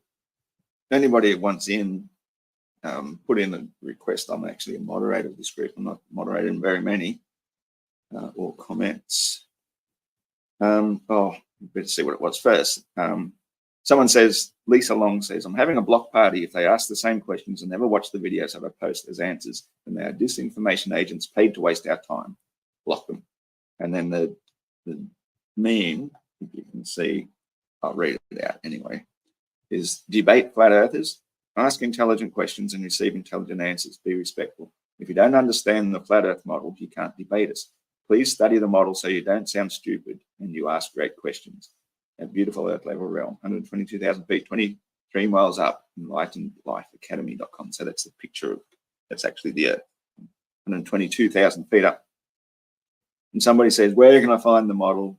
And the flat earther, Daniel Falkenbach, responds, what model? So a lot of flat earthers are very happy to jump on the fact and say, we don't have a model. Whereas I disagree. I believe we do have a model. We're working on a model. And, oh, I got 2 loves for it so far. The 2 little hearts. I'm just going to read out very quickly. There's a model, but it's extremely difficult to grasp a sense of scale. No model can hope to compare to reality without the viewer shrinking themselves down to the size of a microscopic dust mite inside of a football stadium. But even then, it won't really work because the atmosphere is the most significant and important part of the model, and it can only work at full scale.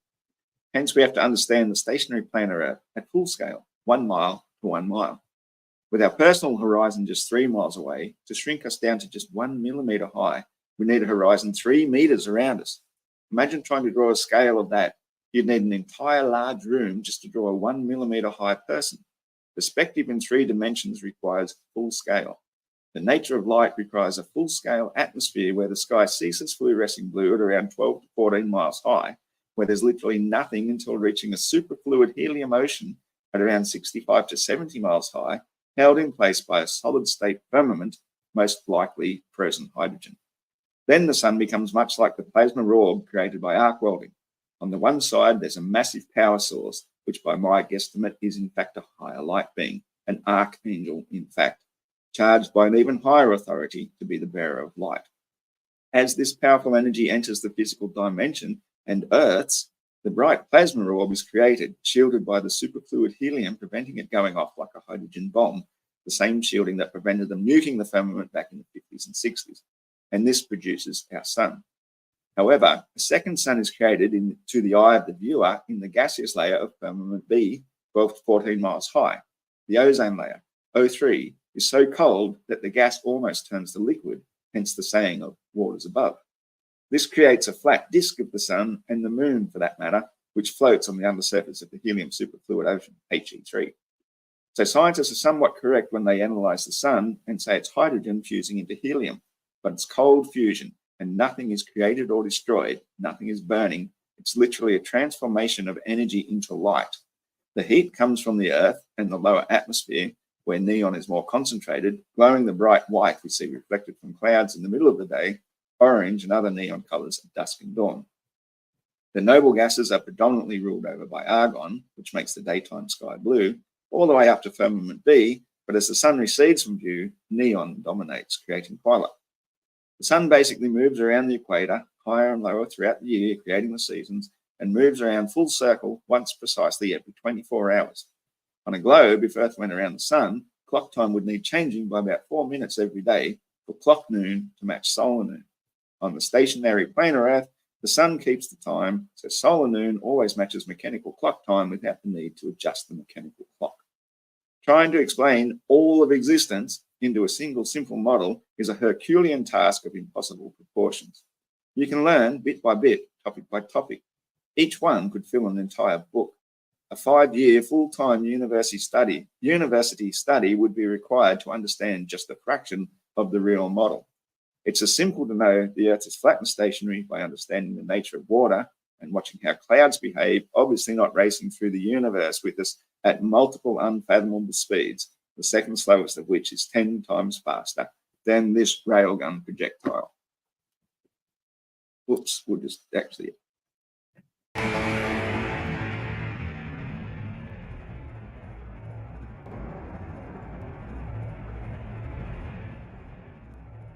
They take it back to start. Here we go.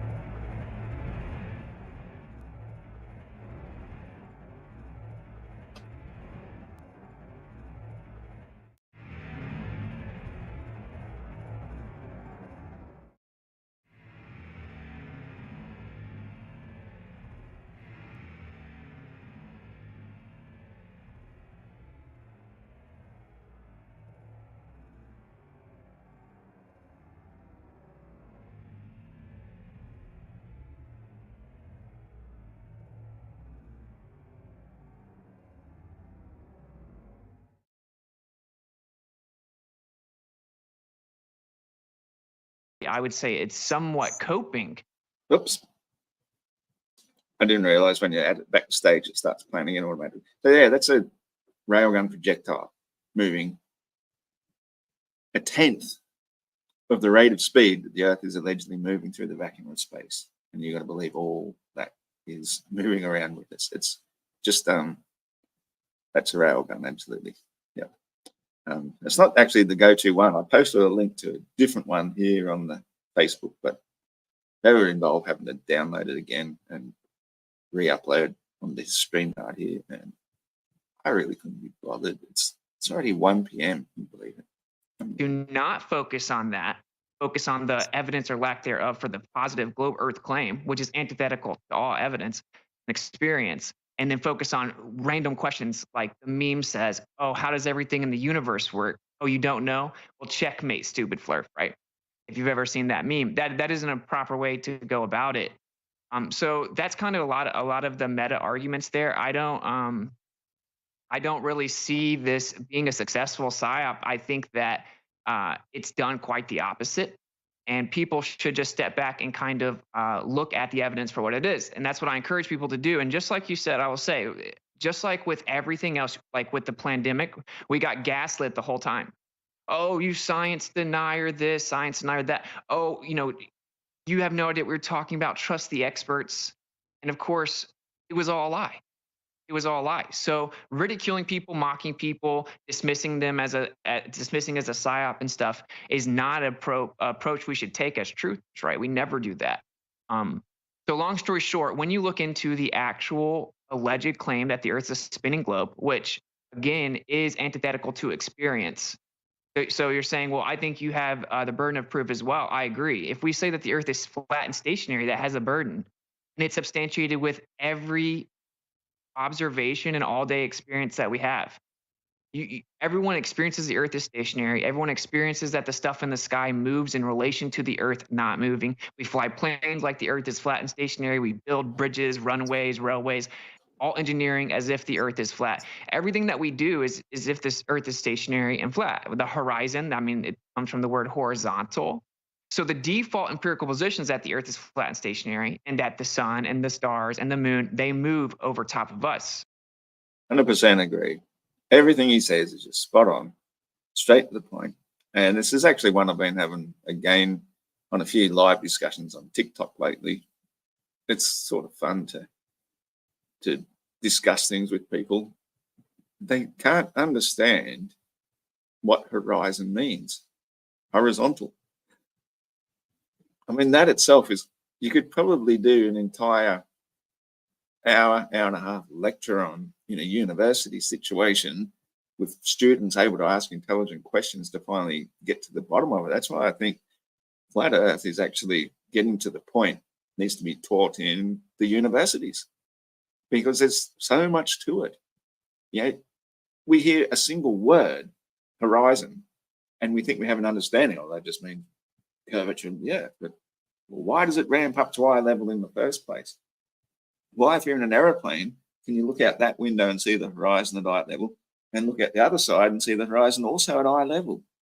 I mean, yes, you can use instruments to show there's a certain amount of drop, but that simply just means that the stuff beneath you, including the clouds, are also ramping up to eye level, because that's how convergence works. And so when you're at a great height where there is no land, some of that horizon is going to be atmosphere. And that creates the illusion of a drop, or a dip, as they like to call it, where it's actually not. The horizon is still coming up to eye level. It's just no longer solid ground. You can have an atmospheric horizon, which you can see by the clouds also ramping up to eye level. So don't get fooled by these people talking about dip because they can show a drop. That's just elevation. As I say, they could spend an hour just talking about that subject alone. There's a claim that comes in and says, well, that's actually an illusion, right? And everything is back. So that would have the burden of proof, and that's the line of logic for that. All right. And with that, that is your time, and we are headed to break, guys. All right, fascinating stuff. We'll do open discussion on the other side.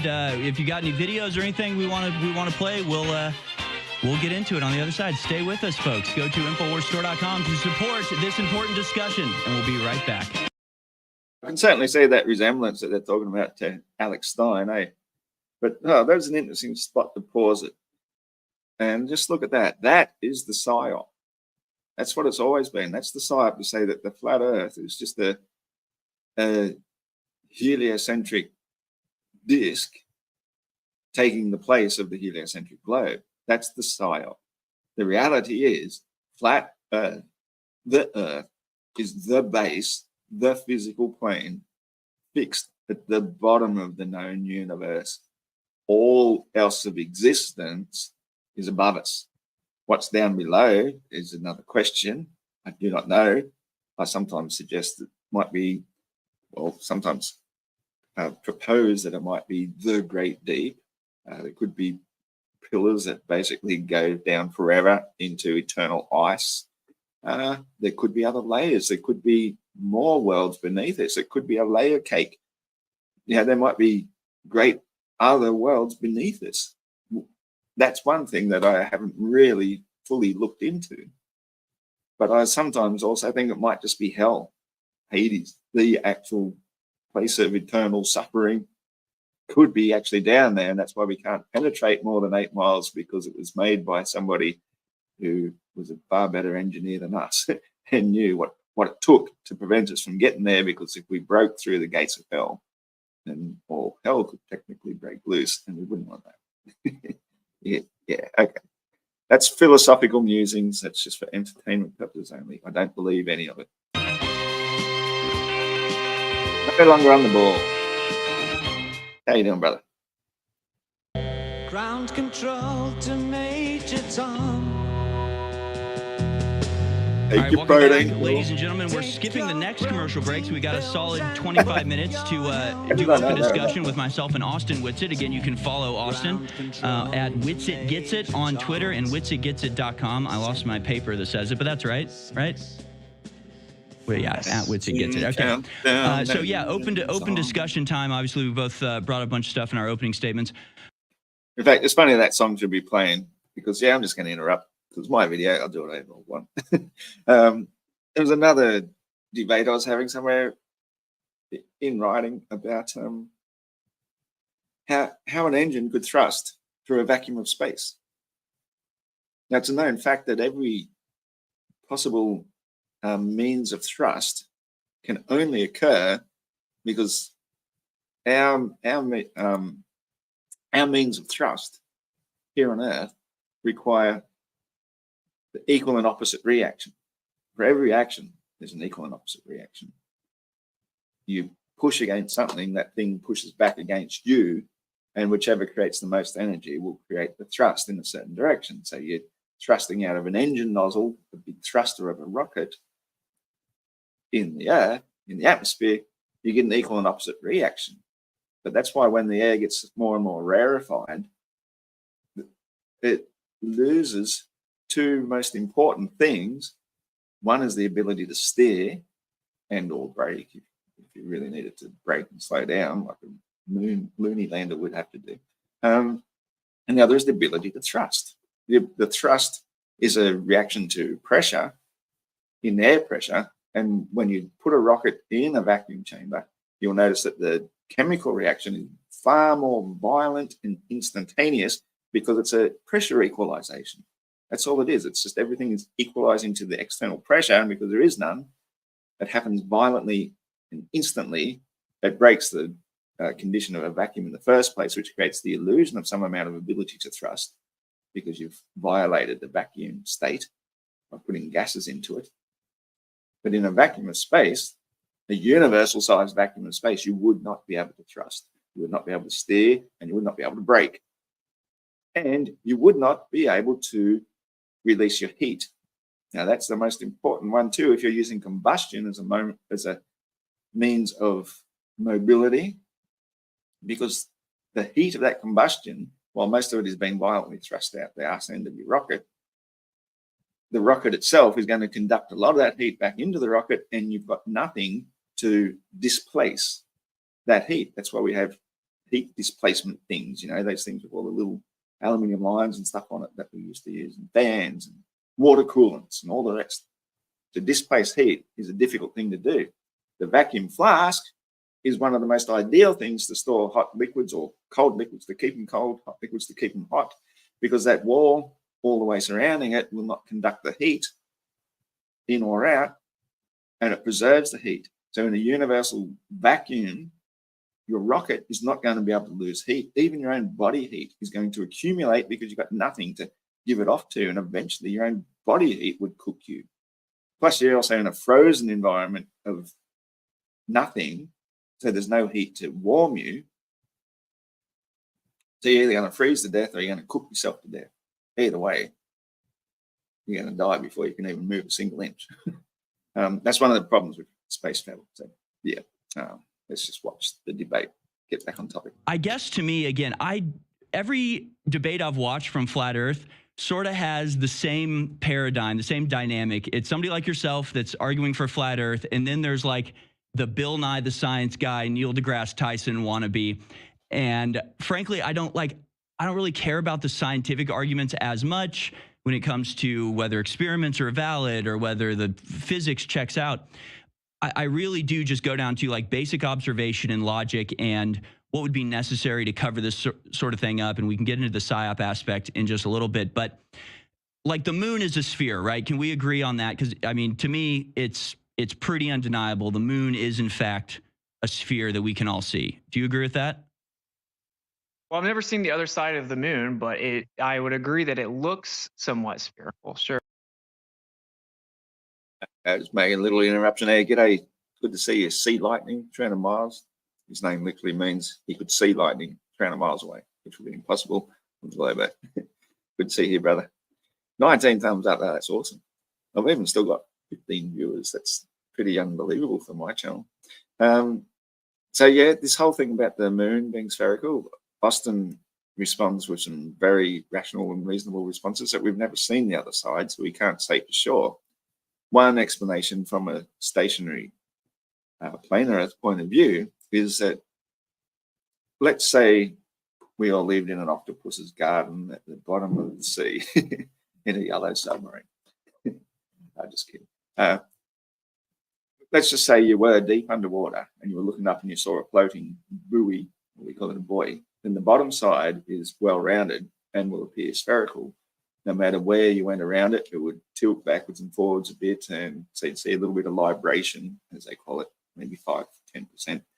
And whatever side you saw is the side you're always going to see. So when we're looking up at something 70 miles high on the underside of a helium superfluid ocean, it could also be buoy-shaped, which means that the top side could well be large and pointed, or it could be egg-shaped, or it could be perfectly spherical. We really don't know.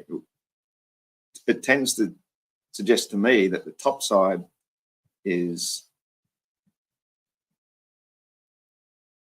less dense, less weighted. So it's weighted like, you know, those toys we used to have that you fill full of sand or water or whatever in the bottom, and you could punch them over and they keep them upright again. It'd be sort of a little bit similar to that sort of shape, big old Humpty Dumpty shape type thing. So it could be any old shape, but again, I don't think it was addressed here. And I think I'm the only one with this unique point of view to say that the moon itself is not the moon. I think the moon itself is a tiny, much smaller physical body that does collect solar radiant energy and projects it down into the firmament B, the ozone layer, where particularly stimulates krypton and xenon to create a silver moon. And that is a holographic plasma projection of the moon itself. So the moon we see and the moon that exists are not the same thing, but the moon that exists can still pass in front of the sun and can entirely block it, because even the sun is quite tiny as a light source. But the sun that we also see is also a projection down in the firmament B. And that creates a larger apparent disk, which is why something that's completely invisible, the new moon, can pass in front of the sun and not be seen, not create light, not see the dark part of it whatsoever through the blue sky because it's way higher, and still create the solar eclipse that we see. So when they start talking about the moon we see is a flat holographic projection of a real 3D spherical, apparently spherical object, which is why we have shadows of craters and the phases all matching exactly as could be described by a heliocentric model if the heliocentric model made sense. But since it doesn't, that's why I've got a different theory. I'm not saying I'm right or wrong, but I'd like to see if anyone can actually prove it wrong, because I can't. To me, it works. It explains what we observe. And I think that's the whole point of the scientific endeavor, is to create explanations that match observations, which is why they invented gravity, because for them, their beliefs and their observations needed it to make things cling to a ball. Whereas we don't need it because we're not on a ball. Things just fall due to relative density. So, you know, but when your observations and your expectations and your theories match observations, then you think, well, that's a pretty good theory. We'll work with it for now until we can debunk it and come up with a better one. And for me, it works to say that the moon projects solar radiant energy down from 70 miles high, 12 to 14 miles high, to create a holographic plasma projection. That's my understanding of it. Which is why everybody can see the moon at any given moment of time, but it's always in a line of sight to the viewer wherever they are on the Earth. We'll see exactly the same phase.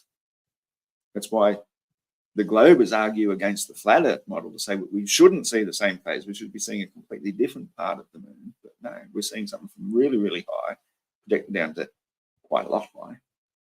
Still way higher than planes fly. Yeah, planes. Planes go above 65,000, 70,000 feet.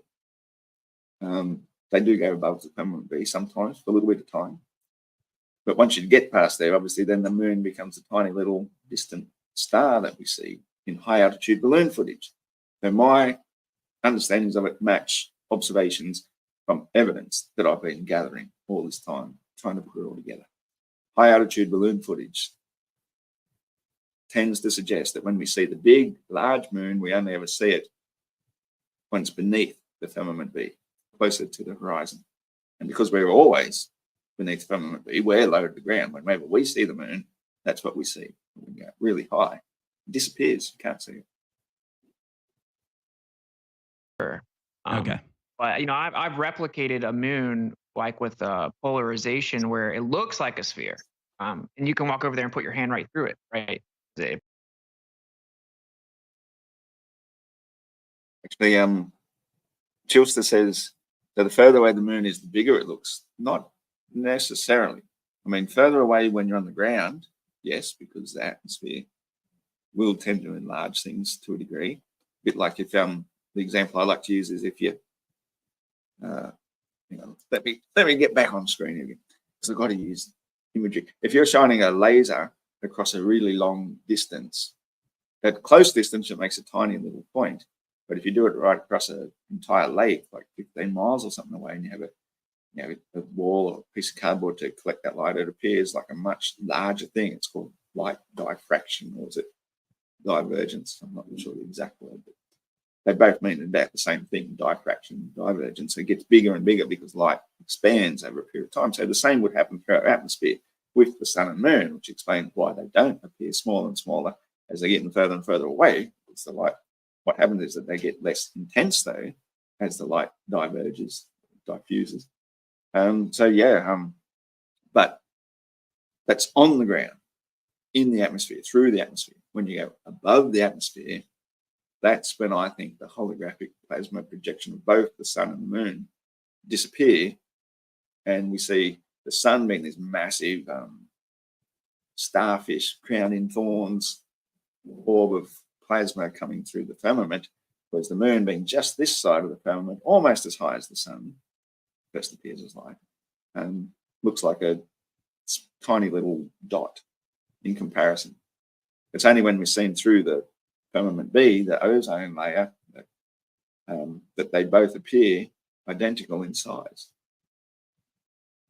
Probably because of the distance of the ozone layer itself creates the apparent size. It's also my understanding that you can't see the stars above that layer. They're only seen because we see the electrostatic, not electrostatic, the sonoluminescent stimulation of the atmosphere. Their frequency and vibration is what creates the apparent stars through line of sight, through the atmosphere. The atmosphere is, to me, the most important thing about the flat Earth model. The atmosphere. It cannot be replicated. You cannot scale it down. It exists as it exists, and that's how the nature of reality exists. It's our atmosphere, the most important part of the model. You can't change, you can't do anything about. You cannot model it, just as you can't model a globe with liquid water. You cannot scale it down. It exists at full scale. That's my belief. It's a projection. Just with electromagnetic polarization in the atmos, you could have I don't know what the moon is, but I would agree, yeah, it does. It's certainly round and looks like it could be a sphere. I've never seen the other side of it before, so I can't say I know it's a sphere, right? But coincidentally, we see the one side. But the shadows on the moon certainly make it look like a sphere, right? I mean, unless you have another explanation for why the shadow moves the way it does across the moon, I mean, it basically has to be a sphere, right? I mean, again, I'm not going to argue that, but sorry I didn't say it. Stephanie McGuire, great to see you. I know it must be getting late over in Texas. It's already 1:27 p.m. here in Australia on Thursday 25th. So thanks for being around and have pleasant dreams. And No Long on the Ball also said something about correct mark of the beast phone is going to be a hard habit to break. It's a Black Mirror. And also this one, can't miss this. Run Boston Bear, he's a cool dude. I like him. Eclipse said it went cold and windless almost instantly on totality. How would that happen if it's so far away? Well, that's a good point. I guess it makes no real difference even if it is so far away, because the effects here on the Earth would still be here on the Earth where it's happening. But yeah, I see what you're saying. And sea lightning, of course, says his name, says it all, bolts at 300 miles.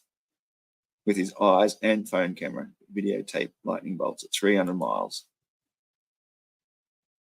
Plus 11 miles of missing curvature, exactly. Took a pic of the moon when it was massive with a spool camera. Got it developed, the moon is tiny. Yeah, I've noticed that too. When you take a picture of it, the moon always looks tiny. But when you're looking at it with your own eyes, it appears really big, different. It could. Aussie Gold is here. G'day, mate. It's it could have its own dome. Well, that's sort of what I suggest, but I'm sort of thinking that it's not domed. It just creates that personal perspective of looking like a dome, but it's actually flat. Each and every level and layer is flat, like a flat onion. I'll shut up. Are you saying the moon is a projection, or do you think it's a physical object? I don't know what the moon is. I'm just saying I'm not, like, a lot of evidence to suggest that it's not particularly solid, actually. Like, even the Astronomical Society said that they've seen stars through the moon. There are things called lunar waves. The Terminator line, sometimes there will be things lit up on the other side of the Terminator line, right? Which shouldn't be happening if it is a solid sphere with the actual shadow. I don't even claim to know that that is, quote unquote, a shadow. We can replicate that with polarized lenses. It can just literally be like a plasma polarized lens. And exactly. I think if you put all the pieces together, the gas is actually around us. It's our atmosphere. That's where all the gases exist, the noble gases, especially if you ever really pay much attention to different fluorescent light bulbs. Like, it's sort of been replaced now by the LED light bulb industry. It's taken over. But back in the day when I had the pet store down in Byron Bay, I started learning about the different fluorescent tubes you can get for aquarium tanks, and they even started bringing in for the aviary industry, which is the bird keepers, because we found at one particular stage there seemed to be all this particulate coming out from lingering contrails. I've got no idea what that might be. But all the birds stopped breeding, and we also went into a drought. Now, whether or not the birds just knew it was a drought, not a good time to breed, and so stopped breeding, 6 of one, half a dozen of the other. But the fact is, at the same time, they brought out these fluorescent tubes, which you could put into your aviaries, which would encourage the birds to breed, which obviously has huge implications in, say, the chicken industry, or, you know, in business production, but also for the breeding of pets. And in the aquarium industry, it's really important to have the correct light frequencies to try and mimic nature as close as possible to keep your fish happy and healthy, and also actually look their best, because you get the right spectrums of light, it brings out their natural colors so that we can see them, so they look prettier. You put an ordinary yellow fluorescent light tube into your aquarium tank tube, and the tank looks ugly and sort of brownish water. The fish don't look good. The plants don't do well. So having the correct spectrums of light, turns out that how they do that is by putting the correct combination of gases into the tube, which is your argon, helium, neon, krypton, xenon, and the other one, plus, of course, nitrogen and oxygen, the main constituents of our atmosphere. And the closer you can get to it, the more natural your light appears and the better things look. So by knowing the nature of light is caused by some sort of electrostimulation of those gases, explains how we have light here on Earth, because the sun is the power source. So, yeah, it's definitely gases surrounding, but they surround the Earth, as you can see by high altitude balloon footage. All the blue is down near the surface of, well, along my arc. It could be solid for all I know and just be optically displaced within a medium. Both models, I think, is when you start hearing the stuff you've never heard, it sounds like I'm just making stuff up. But no, but both models claim that the sun and the moon aren't actually where we see them, right? That they're apparent positions. So that's interesting to know. it could be a solid sphere and just not where we see it. It could be relative to each observer based on their angle to it. So, but this is what I will say that it is actually kind of a meme. And normally people do want to like, what's the moon? I don't know, man. I just know that the Earth is not what they said. You know, can I ask you a question? Like, you're like, you said you're just kind of into observation, right? That's what made me a flat earther, bro. Because I did not want to be a flat earther. Okay, let's just get that out. Like, it discredited everything I ever said, right? I'm like the conspiracy theorist of my family. So, like, all of a sudden, I'm going to come around saying the most ridiculous thing ever. I'm immediately discredited. So, right. I went out and looked. Oh, bro, you can see mountains from 300 miles away. They should be 2-3 miles below Earth curvature, and you can see them. Well, we'll talk about curvature here in just a second. But, you know, again, it seems to me like you can see the moon and it's pretty clear what it is. It's a rocky body. It's solid. You can see the craters. I mean, powerful telescopes or even, you know, powerful cameras can zoom in quite a bit. And it's not a projection. It seems fairly solid to me. So, you know, to me, this is, you know, obviously just because the moon is a sphere doesn't mean the Earth is a sphere. And I know the argument that I've heard quite a bit is like, just because pool balls are circular doesn't mean the pool table is circular. Yeah, that's true. Just because the moon is a sphere does not mean that the Earth is a sphere, but it might kind of be like a hint, right? It might kind of be a clue. And it sort of means that if you use terms that I've heard where it's like this cartoon Earth of a, you know, some idea of a orb suspended in nothing. It's like, well, that's not actually that ridiculous because we literally see one every day. I think. Okay, I think too. Part of this modern technology breakthrough with the P900s and the P1000s that we can actually photograph and video the moon from here on Earth. When you really do zoom right in on it, not only can you see like great clarity, which you cannot see, say, off a billboard 20 miles away, but this moon 240,000 miles away, we can see with absolute great clarity. That's a hint, but we can put that down to the fact that we're looking through far more atmosphere when we look lengthways than when we're looking up through it. So we can give them that, but just the amount of clarity that and size that you can zoom in on the moon. But what you really do notice, though, at that great level of zoom, is it seems very wavery, very watery-like. It's not like a solid object. Now, you can put that down again to the atmosphere, or you can put it down to the ozone layer, which I think has become a bit more of a recent discovery to me, especially that the ozone layer is oxygen. It's O3, but the reason it's called O3 is because it is so cold, so frigid. It basically is almost a liquid. And so that's why I've always called firmament B a gaseous layer, because it is. It's actually an almost liquid layer, which would explain the lunar wave that Witsit mentioned. If something did break through the firmament, which planes do regularly, rockets do occasionally, not a lot, mind you, because getting beyond 80,000 feet is quite a feat, but it happens, and that would create ripples, which would create the lunar wave. So the ozone layer, I think, is something we flat earthers need to get on board with as well, that it's actually O3 is virtually a liquid, which would explain the so-called waters above, and a viscous layer. So when we're seeing the moon in that layer, it's not actually the firmament, it's the lesser, lower, gaseous, almost liquid firmament, which creates all the ripples and waveries and all that sort of stuff we see of the moon, which we were never able to see previously in the past. Like a few people might have had a telescope to look at it, but you couldn't record it on camera and represent it to other people in social media as we do today. So fair enough, a lot of my information has come from social media, not things I've done myself, but I've still seen those things myself and deduced my own interpretations of what I think I'm seeing.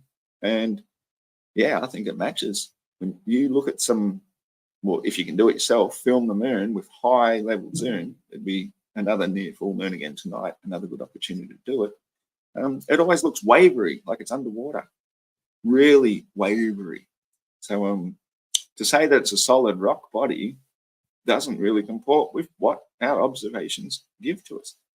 But to say that it could be coming from a solid rock body, I think that's possible, because I think that the moon is actually diamagnetically opposed to the Earth on a completely different charge, which is what keeps it stuck to the superfluid helium layer at about 70 miles high.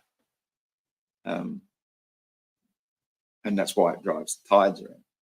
It's another topic for another day, but if any globe ever wants to debate me about the tides, I think I could spend a good half an hour debating that topic alone and say that the moon is actually driving the tides by repelling them around in every direction, which is how we can get 2 tides in a tidal cycle. They all match the 24-hour, 50-minute delay of the moon. Every day the tides are another 50 minutes later than they were the day previously. The globe can't explain that. They can't explain 2 tides on the globe with one mass of one moon pulling all the oceans in that direction. You just cannot have it. Tides are a huge win for the flat Earth. And again, it'd be a subject you could spend a week on in a university course to really thoroughly investigate. That Veritasium, I think it's called, has a very in-depth video that goes for the best part of an hour, I think, at least 40 minutes, trying to describe how it works for the globe. And he struggled big time with it, because the more you look into it, the more you realize you can't explain them. So. The shadows obviously show that it's a sphere. And then you have things like the eclipse. And, you brought up the fact that the sun is 400 times the size of the moon, but 400 times away. So it's, a perfect match.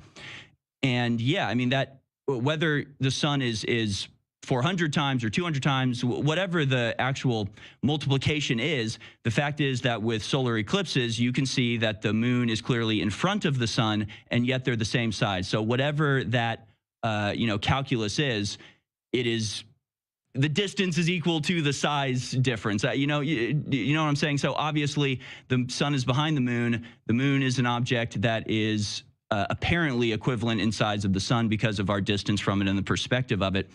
And again, that sort of, I mean, if you accept that the moon is a sphere that's above the Earth, everything else kind of follows. I mean, I really think that debunks a lot of flat Earth. I mean, because then obviously the moon has to go away for a certain period of time. It matches up with the spinning of the Earth. I mean, if the moon is a sphere and is a solid object that's floating above the Earth and circling around it, I mean, that seems to me like it doesn't necessarily prove that we are circling around the sun, but it certainly proves that the Earth is a sphere. And I actually think that's absolute nonsense. It does not prove that the Earth is a sphere. If anything, it debunks the whole spherical Earth. If you really seriously consider the implications of the Earth being the one moving 10 times faster than a railgun projectile in one direction around the sun, going some 80 times faster. You have to do the math on that again. What is it? 514,000. Anyway, it's 670 times faster than the speed of sound. So just, yeah, let's do that. 670 divided by 8.5, let's say, round it off. Yeah, it's going about 80 times faster. So the Earth goes 10 times faster than a railgun projectile that we saw the video of. The sun goes about 80 times faster than a railgun projectile. The moon, gently wafting around us once every 27.3 days, is going at an additional 2,280 miles per hour. But this is a big problem, because if something's going in a straight line and something's orbiting around it, the Earth is going to crash into the moon, and the moon's in front, unless the moon is accelerating even greater. But then for the moon to come around behind again means it has to slow down, decelerate, get back around behind, and then wrap around and accelerate around in front again. It's just the impossible third body problem that cannot be explained in any way whatsoever, let alone when the Earth is also doing the same thing to the sun. Even the two-body problem, if you put the sun in motion for us to orbit it, even if we stayed sideways to it as the sun went, it would most likely be in free fall. Everything has to be in free fall. Once the thing is in free fall, how can something accelerate and decelerate around it, like water going down a sink? then have another third body like the moon going around the Earth in free fall around the sun. It just cannot work. Anybody that applies any logic to it has to accept the fact that the heliocentric model, while it was proposed as one way to explain our observations, and it worked for a little while, it's finished. It doesn't work anymore. It's done. It's time in the sun is done. You cannot have it, let alone have them both appear to be exactly the same size to us by sheer coincidence. And yeah, I think we're done on that. So the moon is circling around us, right? That, to me, again, that's just imminently observable. Like I said, it could be a sphere. It does somewhat look like a sphere. I will just say stars have been seen through the moon, it appears. I think that reality is way more mind-blowing than we know. And people think they have answers to everything. But really, when you look under the hood, there aren't answers for everything. But if we kind of talk about that, if we use like Occam's razor, that which requires the least amount of assumptions is most likely to be true. Doesn't mean it is true. But we see the sun and the moon appear to be the same size. We have a night light and a daylight, and they're the same exact size in such an extent that we can get perfect total solar eclipses. Right. And they claim that that is just a coincidence based on the way that a Mars-sized body hit the Earth and broke it up, and a little piece of debris stuck around the Earth, and then gravity coalesced into a sphere that stopped around 238,000 miles away. Just coincidentally, the size of that rock matches up with the size of the sun optically, even though it's 400 times smaller than it is. Right, but that is the case, right? I mean, it is the same size prospectively as the sun, but clearly it's not on the same plane as the sun since it passes in front of it. So whatever that differential is, it has to be. I mean, that is accurate, right? Sure, but and that's the simplest thing as saying, well, my thumb is as big as the sun. If I hold it out, I can block the entire sun with my thumb. I mean, yeah, there is relative perspective, angular size, and all that sort of stuff. But for the very fact that sometimes when, say, you got a heavy fog or clouds, mist, whatever, passing across the sun, when you're looking at it, to our naked eye, it appears identical in size to the moon. Again, I think that's more due to the fact of how near firmament B is, creating that apparition of light, regardless of the actual size and distance of either of the things. It's actually the firmament itself, the two aspects of it anyway. The Egyptians often drew an image of a double firmament with stars sort of in both, and the sun and moon still being on wings above, to imply flying. Sometimes they even show the sun in a boat. There's a lot of it's taking a bit of poetic license, but to me, it's the actual atmospheric layer that is giving them an apparent size to our eyes, because of the nature of light itself coming from the sun and the way it presents in the firmament. It's hard to describe, but I do honestly think that the moon is much smaller than the sun. But the apparitions of light they create in that firmament are both identical in size.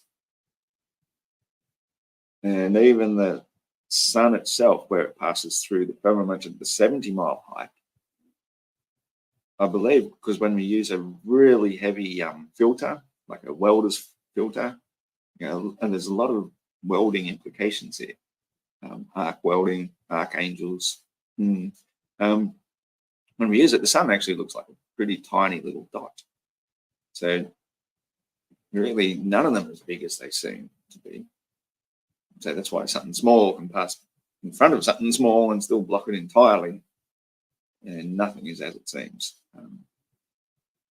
The eclipses are a very interesting phenomenon, a topic in their own right, worthy of an entire hour's discussion, but we'll keep the debate going. If it was just barely behind it, it would look like the same size. So they could be very similar distances in the same size, right? Well, no, I mean, they'd have to be a little bit, because they are exactly the same size and different. And again, I don't think that just because the moon is a sphere, that means that I trust that they understand how it was created. Or, I mean, the moon could be. You're exactly right. Yeah, Scott Level Realm is. Can anyone tell me why that Harrison guy's qualified to debate Witsit? I don't watch InfoWars, so no, either do I. So I would not have known about this debate except Karen B promoted it. And I mean, I'm subscribed to Witsit. I don't know why I didn't get a notification for that either, but it seems I don't get a lot of notifications, like a lot of people seem to also make the same sort of comments about that we rarely do. But yeah, none of the Globers are. That's the whole problem. None of them are actually qualified to debate the topic at all. Flat earthers are actually the only ones who are qualified because we've done the homework and we know what we're talking about. As I was saying earlier, these guys have their beliefs, and they have very strongly held beliefs, and they're very confident in their beliefs, and they can argue those beliefs, but they can't prove those beliefs. All they can do is say, but yeah, there'd be millions of people in on it. There's millions of pictures. We have thousands of bits of evidence. All the scientists would be in it, and say, okay, well, let's start. Show us the first scientist who was in on it.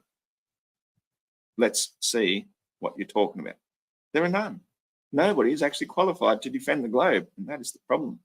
That's the whole problem with flat earthers, is you actually have no one to debate it against with, because we can talk amongst one another and we will argue over the finer details. Don't get me wrong, I will probably get into more heated debate with fellow flat earthers because of my opinions, which is why I don't tend to do that. I will say my bit, like on a platform like this. So talking away here, I will say my bit on a platform like this, where I'm not arguing with anybody. I'm sure people have different opinions and different reasonings and all the rest, and we could argue till the cows come home, and that would probably happen. Which is why I just put my ideas, my concepts across as an independent. I don't really want to debate them with other flat earthers, and I just like them to try and contest them for sure. But I'm pretty sure I've got a pretty good bead on the model and how it works, and I think that a lot of flat earthers will readily admit they don't know what a certain thing is. They don't know what the sun and moon are, and that's good. I think my hypothetical theories are getting closer to giving an understanding, but I'm definitely not saying that they're not the gospel of flat earth. They're nothing like that. They're just my current best theories, which I personally can't debunk. That's what I like to do. Hollow, for all we know, the whole it rang like a bell when they crashed something into it. I mean, there have been a lot of stories. I don't think we know everything about the moon's entire life cycle, but that was a what's his name? David Icke story, that one. And yeah, it's a good story, but I don't know how much truth there is to it, because I don't think we can get to the moon. I think the moon itself is too high up, through too much rarefied air, that nothing physical could even reach it. But you never know. It's an interesting theory, all worth putting under your belt and saving for a rainy day. I do think it's a sphere in the sky, which would hint that there are other spheres in the sky. It would hint that that's a possibility. It would make me question why the moon doesn't fall when everything else falls to Earth because of gravity. It would hint that either it's not affected by the force of gravity or it's being affected in a different way, which... It's funny, actually, because talking about the way he's dressed and stuff, and fun as well. Yeah, I think that's actually part of the thing. A lot of people will do that to try and give themselves credibility. They always dress up. Like if you're a news presenter, you're wearing your suit and tie. If you're, what's his name? Alex Stein, 99. He always wears a suit and tie. This guy reminds me a lot of him, and wouldn't surprise me if he's of the same sort of religious background or something like that. Sort of thing that you can't really say out loud because it gets you banned from places. My most recent TikTok, if you go over to my TikTok channel, it's still called Iron Horse. I had to upload the thing twice because the first time didn't seem to, and now they're both there, and now I can't upload anything again. I did some moonlight temperature tests last night, and I thought, I'll just put these up on the TikTok. They're not uploading for whatever reason. So I'm sort of being censored because I said something a bit sensitive against certain religious or cultural beliefs. You got to be so careful these days. It's like, I'm not a racist. That's my whole point. I'm not at all racist. I'm just a truther, wherever it leads me. So he obviously seems to be part of a certain culture that you can't talk about. But yeah, the way you dress has a lot to do with it. That's why I put on a collared shirt myself, because I thought the ordinary old singlet is often called a wife beater here in Australia. I don't beat my wife. I don't even have one.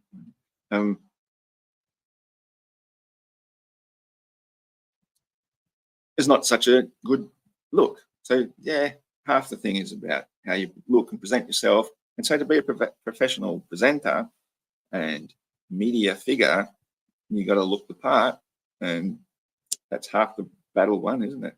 The way you present yourself. But if you really look at him, if you put him in a t-shirt, he'd still be just a slob like anybody else. To me explains orbit pretty well, pretty succinctly.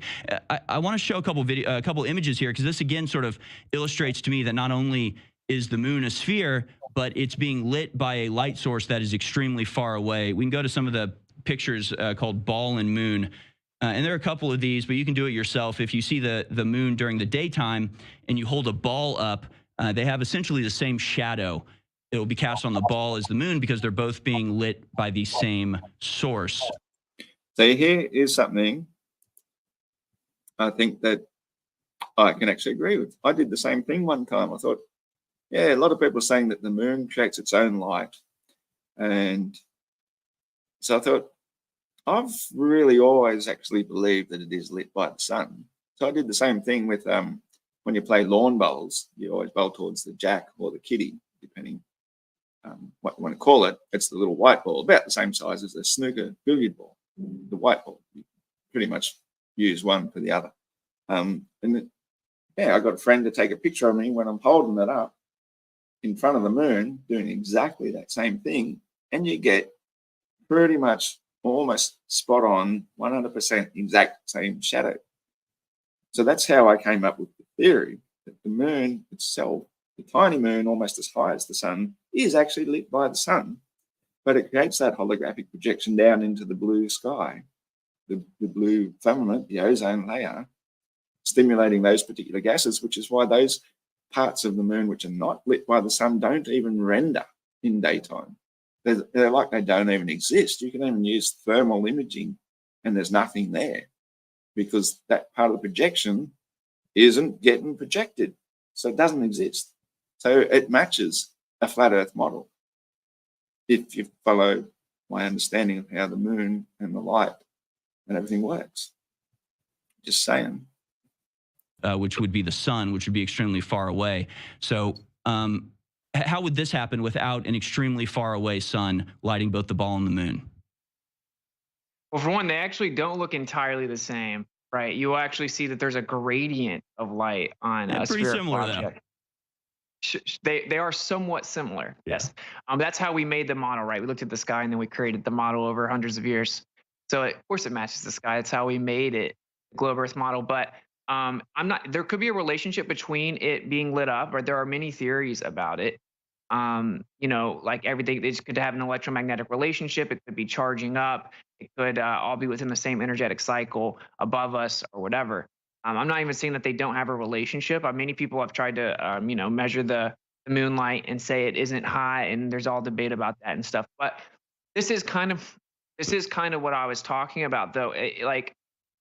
I get that this is probably even a good faith, genuine question. That's how you want to know how everything works. And since we've been given all these alleged answers as to how it works, we think, well, flat Earth has to replace everything I was told is true.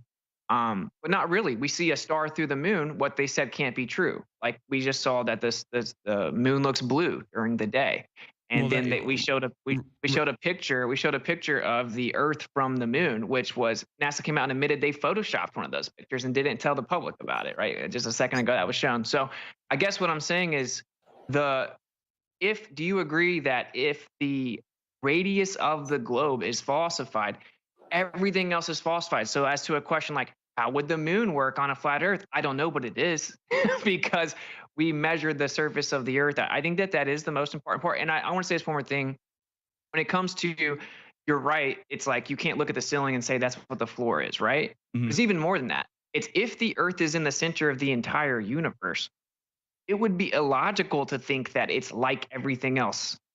It's the only thing that's in the middle. Everything else was created to move around it, right? So that's an important distinction there, that most people don't point out. It would be illogical to say the earth should be like what's in the sky when everything in the sky moves around the earth.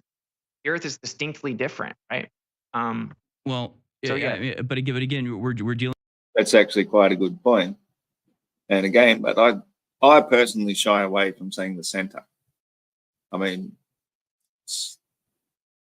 center is sort of, in a sense, correct, because the North Pole is the center of the Earth and the pole star is fixed above the center of the Earth. But I still prefer to think of the flat Earth, the stationary planar Earth, as the base. Everything needs a base. You need a foundation to build anything. You can't build anything physical without a base. You can't start building a building from the top down.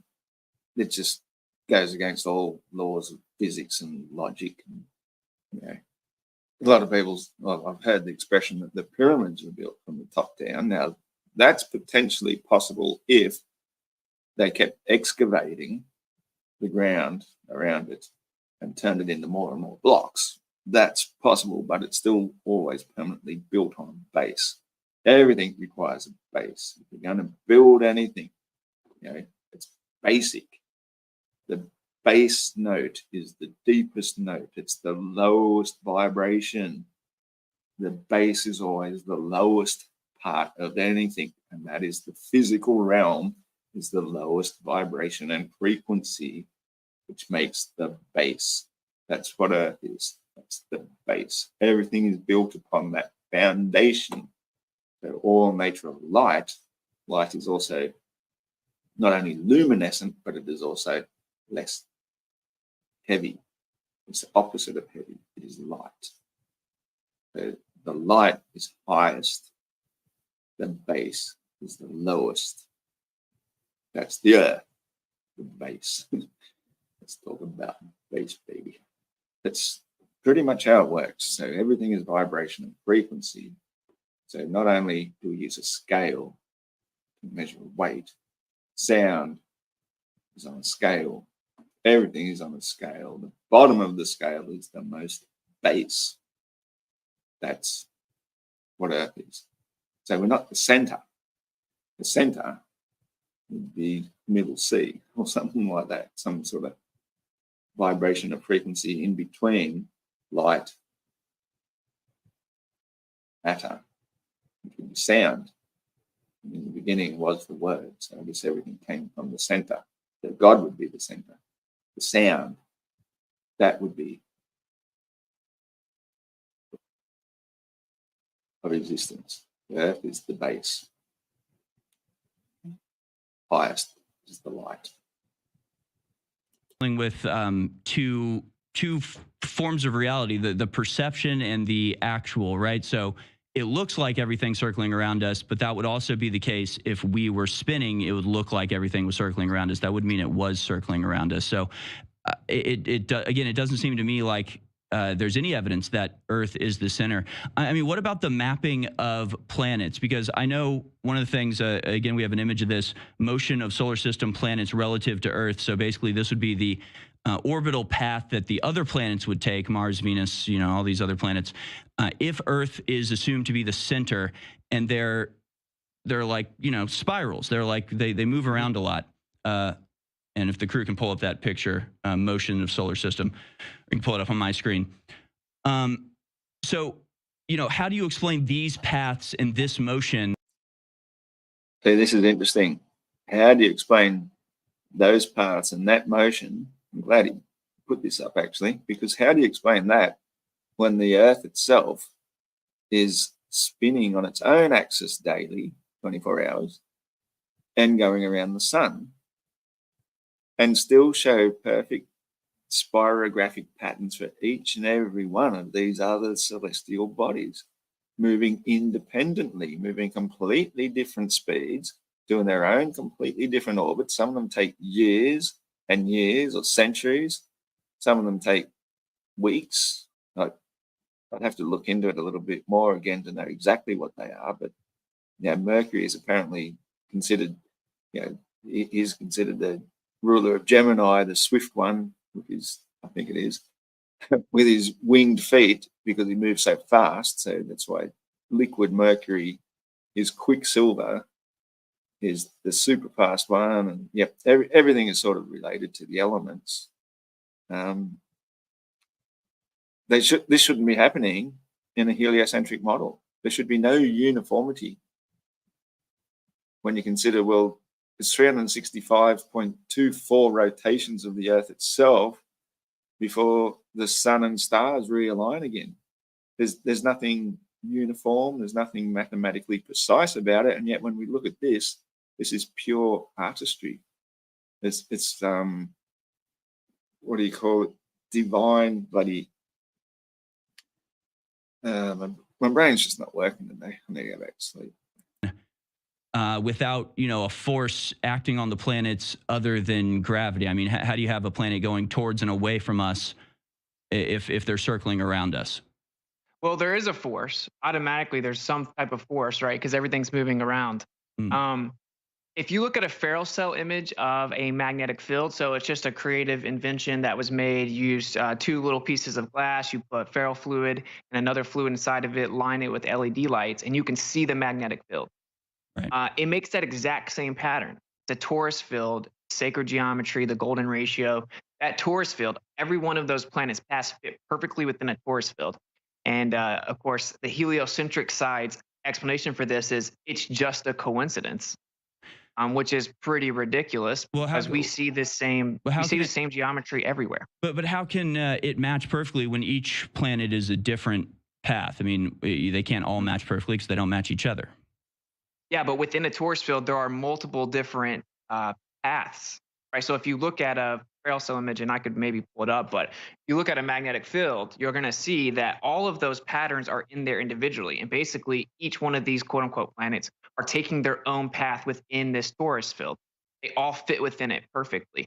And you said that you don't see any evidence that the Earth's in the center. You are aware that the current model says you could never prove that the Earth's not in the center, and that all astronomical observations make it appear as if the Earth is in the center of the universe, but right. that's just an illusion. Well, so it's an illusion because it's an illusion because we're on Earth and this is our only platform from which to observe space. Sure, and it gets a little bit more complex than that, though, because even like the distant galaxies moved in relation to the Earth, right? And so then that's when Edwin Hubble was like, wait a minute, this doesn't make sense. And they had to say the whole universe is accelerating and expanding in all directions to create that illusion. And then they're like, wait, what causes that to happen, though? There has to be some type of energy that would make it expand faster than the speed of light. And that's where you get dark energy, which is never been discovered, defined. It'll never be found. And then you have dark matter to fix the gravity problems. I will actually say you can use a Lorentz magnetic force to not. I agree with you there, Scott. Level realm again. And, I didn't see this part either. And this is actually interesting. This was shown to thousands of people. So it is getting out there. I haven't seen the majority of this debate. As I said, I've only ever seen the opening bits and a little bit that I saw on Karen B's channel. And just watching how Witsit composed himself so well and so eloquently, and had a really good response to just about everything said. That said, I've also been going for over 2.5 hours, and I'm barely 40-something minutes into the stream itself. It looks like it's going to go for a lot further. What is it? 42 minutes. Oh, secret to life, the universe, and everything. And 1 second. Spot on. This is great information to get out. It's good because, as we've always said, or everyone has always said, it doesn't really matter whether people agree or disagree with you, that any publicity is good publicity, even bad publicity, because it's still getting the message out there, even if it's just leaving a subliminal something in the back of your mind for all the people who are new to it. They're going to see all this, and it's going to sink in, and eventually, that's how it works. The more and more information that your own brain is able to gather, and even if it just leaves it in the back burner and won't accept it for years and years and years, eventually you're going to come across something that's going to trigger it, and all those little memories are going to fill in the blank spots in between, and you're going to say, hey, yeah, that all really makes sense to me. I mean, I don't ever try to flat smack anybody, but when people ask me questions that are new to the subject, and I just explain some simple things to them, like the nature of water itself, how it always seeks and finds its level, and so that all lands are just measured as terra firma above sea level or water level. Quite often, that's all you really need to say to somebody, especially I find women are really open to that idea because they understand it. They've got much better intuition about this, and they say, yeah, that makes so much sense. And they understand and realize it straight away. It's so simple to understand, but for some people, especially males, because we're so stubborn, it can take years and years of being told something before it will sink in, and then eventually all those pieces will put themselves together like a jigsaw puzzle and go, whoa, kabamo, fuck yeah, the earth is flat. Imagine that. How could I have not known it all these years? How could I believe that spinning space ball? But it takes a lot of effort to get through that cognitive dissonance. That's a big wall to get through.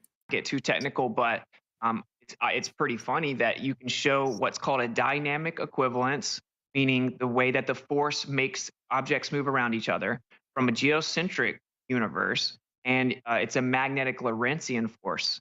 And I do find that interesting, truth over comfort. This makes me think that Witsit is Cointel planting misinformation. Alex Jones himself is Cointel Pro. No way he would let an honest truther on his platform. It's interesting, like it's always good to have some amount of skepticism, and I'll bear that in mind, but I don't agree. I think that they've just reached a point. They need viewers and they need content, and Witsit, I think, is the real deal. I don't think he's got anything Cointel about him, but it's definitely something worth bearing in mind.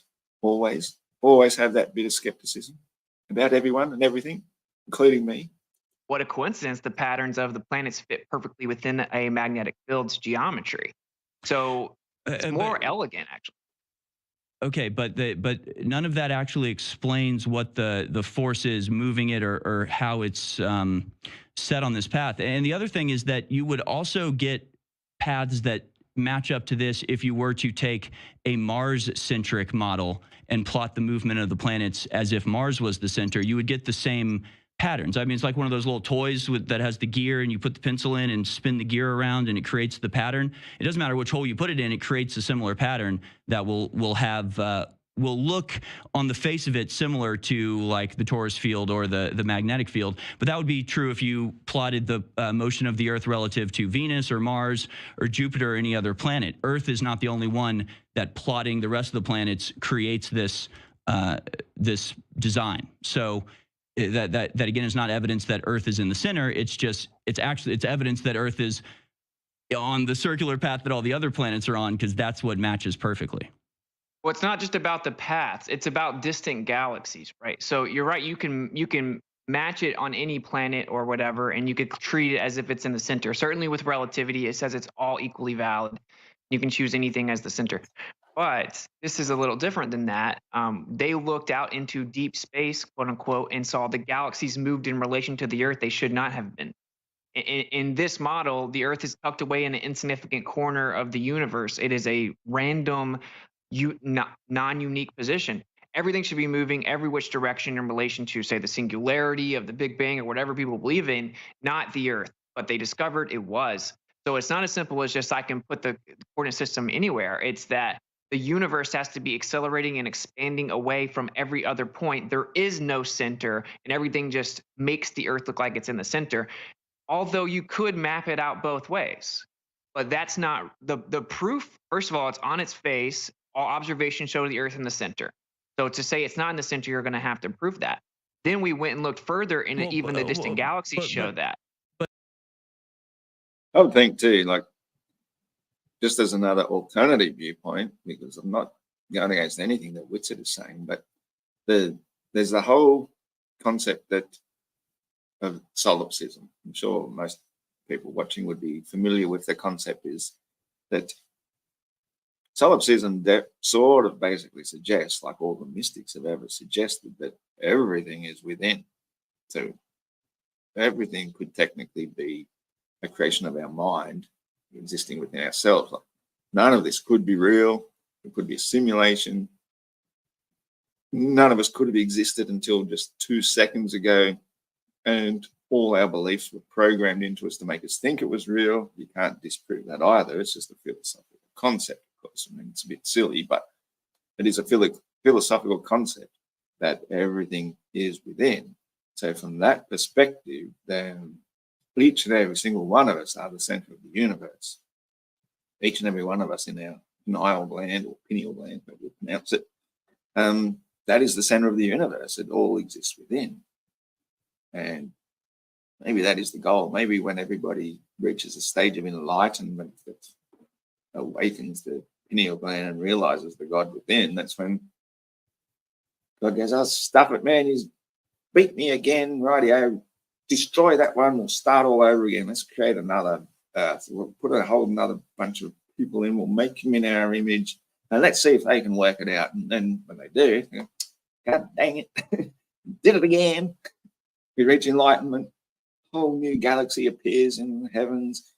And then we start again and again and again. Because God gets a little bit bored maybe and just wants to say, how can I not know everything? I'm sick of knowing everything. How can I forget? I know I'll reincarnate into the body of a newborn child and come out completely innocent, know nothing all over again. There's so many different theories you could work with. And, none of them are right or wrong. They're just thought experiments. And the idea that the earth is the center is only a little bit correct. It's all within. Once you realize that, it's like beer o'clock. Cheers. Press play. There is the heliocentric model that maps everything and explains everything really well, and you can make predictions based on it that are proven out in observation. So, to say that everything centers around the Earth, obviously the heliocentric model is not centered on the Earth, and that's on a very small scale.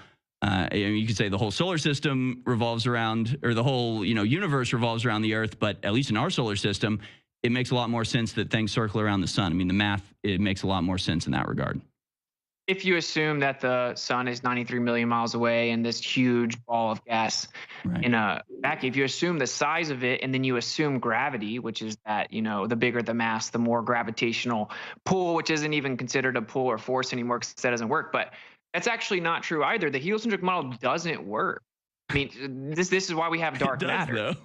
It doesn't work because this is why we have dark matter. There are certain aspects of it that we haven't figured out yet, but the stuff we have figured out works extremely well, right? No. In 1933, a guy named Fritz Zwicky went and looked at galaxies, and he saw that this coma cluster, so a cluster of galaxies, it was off by 99% the amount of mass it was supposed to have for gravity to be true. And so they just said, oh, well, just plug in a number for missing mass. Now they call that missing mass dark matter, and it's still there, and it makes up 83% of the entire universe. This model isn't even close to working. Gravity is off by 83%. How? See, now that is a major problem for the globe. The fact that they had to assume and know. Now, the figures vary. He's just gone to 83%. I've heard 95%. I've heard 75%. I've heard all different figures about how much of the universe must be dark matter or dark energy just to stop gravity from working and to make it work. You need both, because obviously gravity doesn't work. So they have to assume something that can't be seen exists, which would mean that maybe the gravity model is wrong to begin with, which is, he's just explained so eloquently, means it can't exist, it doesn't exist, it doesn't explain the universe as we'd like to understand it in regards to being on a spinning space ball hurtling around the sun. Another sort of ball which they can't really explain. I mean, Eric Dollard described the sun as it doesn't give off anything. It's a transformer. He's described it as that. And he's a guy, a professor, who spent years studying the subject. So what do the helioists actually believe the sun is? What do they believe it's composed of? What is it doing? I don't say, oh, well, in a million years or 10 billion years or whatever, they can make up anything they want. It's eventually going to burn out and then all life will cease to exist. But that's what heliocentrism is in a nutshell. It's all fear-based religious control shit. Just to think that one day the sun will burn out and life will no longer exist makes life pointless, makes it worthless, makes you worthless, makes your existence nothing. And therefore you may as well live in a dog-eat-dog world, compete against everybody for your piece of shit while you can hang on to it, because you can't take any of it with you. This is it. Game over. Boom. You know, that's what heliocentrism is all about. It's nihilism. It's about there is no purpose. There's no point. You're not going to go to heaven or hell. You're just going to cease to exist. Whereas from a spiritual point of view, on a permanent base where everything is built upon, creating the heavens above, everything has a purpose.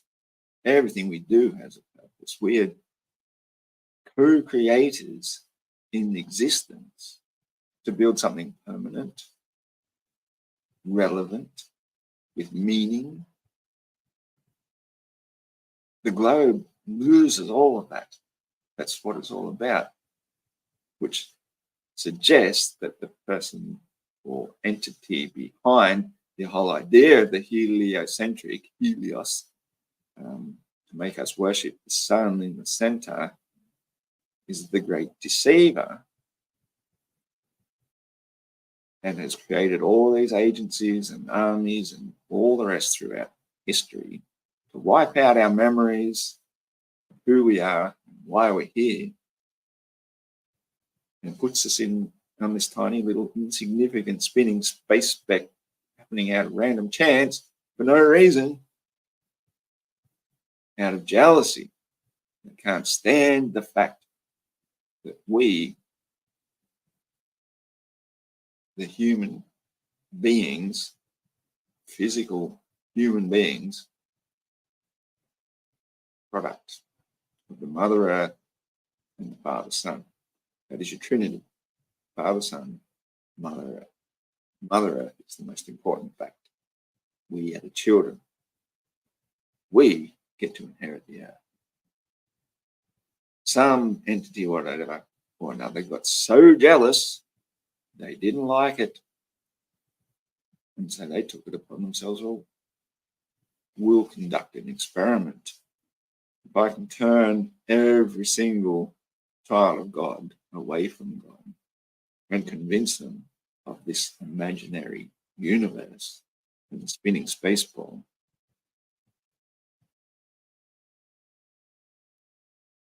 whatever it was he did, he's made a bet. And that's all he's got. It's the great deceiver, obviously, is the worm tongue, the silver tongue, the one who's able to talk his way out of everything. And obviously God, being God, has to abide by his own rules and cannot destroy anything which he has created. So all he can do is send them to a place to exist, like a prison, but he can't destroy. And so the worm tongue can get in his ear, say, if I can turn all of your children against you, then whatever his reward is, I don't know.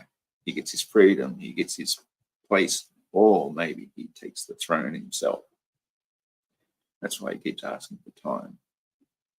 I've gone off on a divergent. I've said enough. How bad does your theory have to be before it's considered wrong, right? Right? Well, my theory actually, has the possibility of distant galaxies. Where are the distant galaxies in the firmament? I mean, how can you even make this argument if space doesn't exist? Does space exist? No, outer space as defined, right, doesn't exist. But just like Edwin Hubble said, everything could be much more local, and the medium could be much more dense. And then he said, and might I add, suspiciously young. See, they have a bias against this because it creates special position for the Earth, and it makes the universe younger. It makes it a closed system, and it means everything's moving around it. And they will tell you in all their literature that it's just a philosophical bias. They don't want to believe that, and that's not a straw man. That's what they say, right? They straight up straight. You can never disprove the Earth in the center. But the best way to do it is to, if the Earth is moving around the sun, 66,600 miles per hour, conveniently enough, you should be able to measure that, right? And we have interferometry that was supposed to measure it, and it did not. And we've done it since then. The Earth is not moving; it's been falsified. So Einstein came in and said, "Oh, well, the device you were using to measure actually shrank. You just couldn't tell." And then time slowed down and created the illusion that we are stationary and you can't measure us moving. That's mainstream claim, is that the ruler shrank effectively, you just can't tell, and time slowed down, it just appears to be the same time to you. Right. And therefore you could never prove that the Earth is moving. Or of course, just the Earth isn't moving, and all observations showing us what's really happening. Right. So Well, and okay, we but- weren't told any of this. But then that would mean that if the Earth's not moving, then the stars are moving. The sun is circling around us again. So I get. So we have a firmament dome around a flat Earth. I mean, you don't actually have a model, right? So what is your conception of what Earth is? I mean, again, my conception of Earth is not exactly super scientific. Like, I don't know all of the details of it, but it makes perfect sense. Earth is spinning, tilted axis, moon orbiting us. We orbit the sun, other planets also orbiting the sun. I mean, all of that makes perfect sense. Do you have any semblance of a model for flat Earth at all? The Truth Over Comfort does say this makes me suspect more he's an agent. Again, I say it's always good to keep skeptical about things, and I think that quite often people who didn't even start off as an agent might somehow accidentally find themselves falling into a position of appearing like one. But I disagree. I've seen a lot of flat earthers speak up against Witsit quite a lot. Like, you've got that quantum eraser guy and that whole flat earth debate channel, often putting a lot of accusations against Witsit, but I can't see it. To me, I think he's fair dinkum. Like, that means genuine, real. He's arguing in good faith. He's not trying to misrepresent the flat earth. He might have his own personal different opinions about certain things, and that's fine. I think we all should. That's, again, the comment that came up about how you do science, that Scott Leverelm just said there. The average person trusts the science. That's an oxymoron. Scientific method doesn't trust the science. Questioning the science is science. So that is exactly right. We have to be fully skeptical about everything and everyone. That's a true scientific pursuit. So, yeah, I'm not trying to take anything against what you're saying there. Be skeptical, question everything, everything I say, everything anybody else says, from both sides of the debate. Question it all until you're personally satisfied. But don't just rest on, which I think the scientific, not really the method, it's the scientific consensus has become these days, is everybody rests on everybody else's laurels. Has it been peer reviewed and 500 people agreed with you? Oh, well, then they will agree. That must be right. But 500 people can be wrong. I think Gandhi was one of the best ones who said that truth isn't a democracy. Even a minority of one can be correct when everybody else is wrong. And again, I always add that the truth could be a minority of zero, where nobody knows the truth whatsoever. But the truth will still be the truth, whether or not we know it or understand it or can explain it to other people. We can just try and get as close to it as possible. So, yeah, question everything, question the science, put science under the scientific method. But just because all the peers agree with something, to me, that's reason to be more and more skeptical. And the fact that most people won't agree with Witsit is why I tend to agree with him on 99.9% of the things, because he is questioning the science. And I can't see him being an agent. Not at all. Not at all. But again, we all got to use our own discernment. Yeah, sure. So it's a torus field, just a torus field, and that explains pretty much everything. I could pull up an image. I don't know if that's possible, but yeah. A ferrocell image of a torus field will show you. You can just Google ferrocell image magnetic field. You'll see a bunch of them. It's just a torus field, and there's a vortex in the middle. And what a coincidence! You take the magnetic flux data of the Earth, you put it on a flat Earth map, and you get a perfect vortex around the center. You take the planets and you fit them within the torus field. It's perfect. So, and of course, they claim it's not perfect. I mean, you can bring up the image, but it doesn't match perfectly. It generally looks somewhat like it, but because magnetic fields, visualized match the magnetic field of Earth. I mean, that's not even so. I mean, is this your model or? See, I've always had problems with this too. I've seen a lot of people, a lot of flat earthers come in and talk about the torus field and how it sort of resembles an apple, and we've got the magnetic fields and all that sort of stuff. It's never sat well with me at all. Obviously, this is like people, smart asses will say, "Oh, donut Earth," and donut Earth actually sort of makes sense in a way that the horizon would always be flat and tubular when you're looking away at the horizon. Yeah, I've struggled to go along with this toroidal sort of field. Like, certainly it exists, but it doesn't really match any observations that make sense to me. So again, question everything. If you can make sense of it, by all means, but to me, it doesn't work. I mean, that Earth is round, so that can't be it, right? No. This is a flat Earth. Ironically, this is actually the ISS trajectory on the left. This right here and this is a ferrocell image of a magnetic field. Right. All of these patterns fit perfectly within that. And then there's also this. This is the magnetic flux data of the magnetic field in the Earth. It all fits perfectly within what we see in a magnetic field. And then this is called a block domain wall. It's a plane. Well, are you goes right through the middle? We live on that. I'm just not seeing the images that you're pulling up. So if we can, if you can share your screen, I just want to make sure we know what you're talking about exactly. Sorry, yeah, I am sharing screen on Skype right now, but I don't know if you can see it. All right, we'll figure that out. We have about 2 minutes to break, but we'll work that out with the crew during the break here.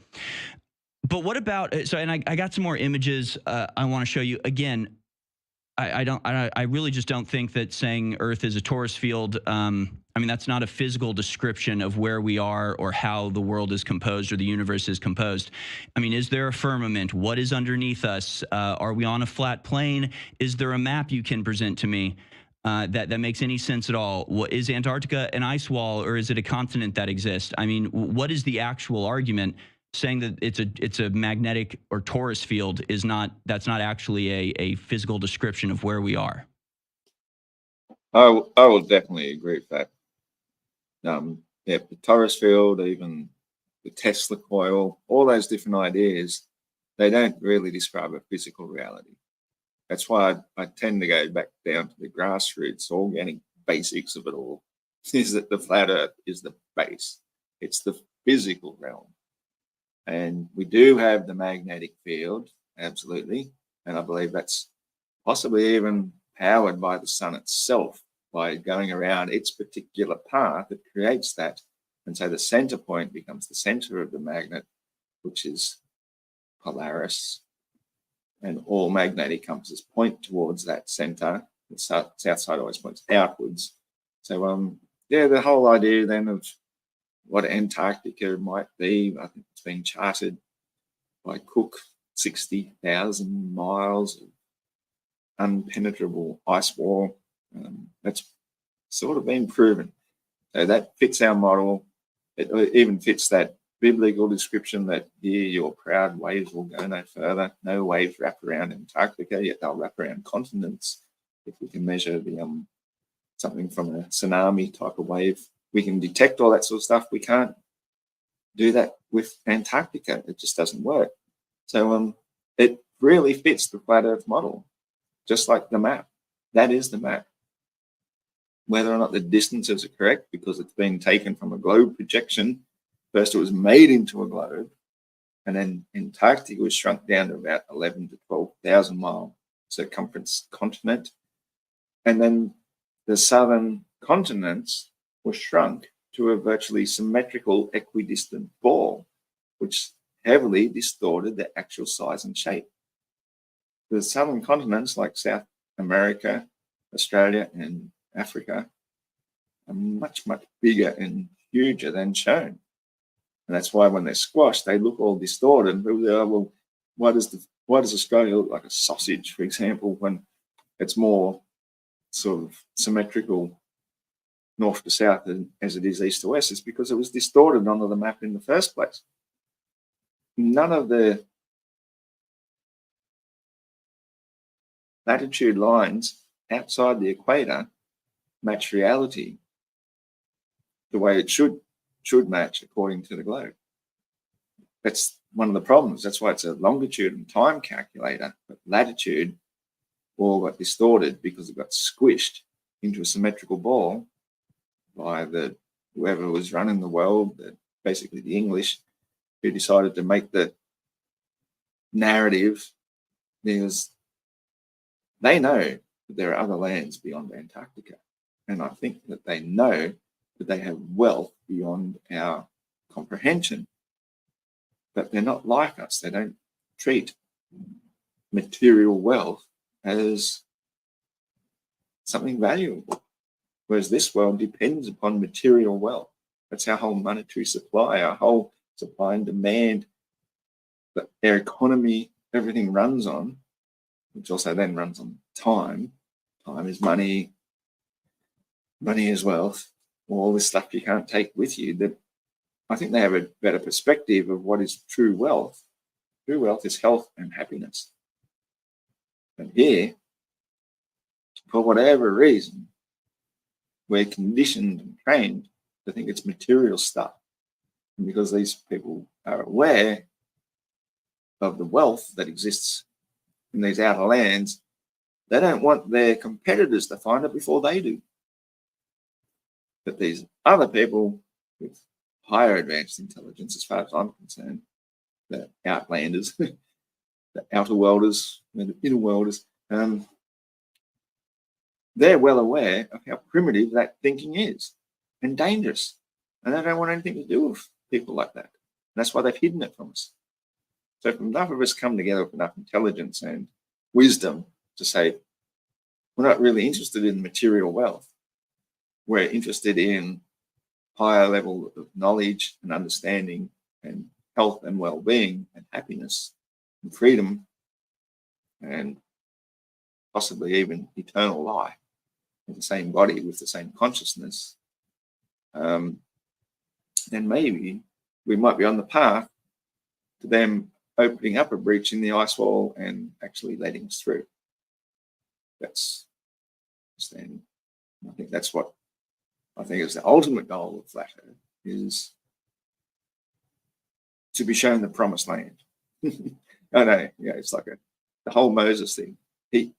He led these people who had bloodlust in their system to a so-called promised land, because it was freeing the slaves from tyranny, but whether or not they were worthy of such a great land is up for debate.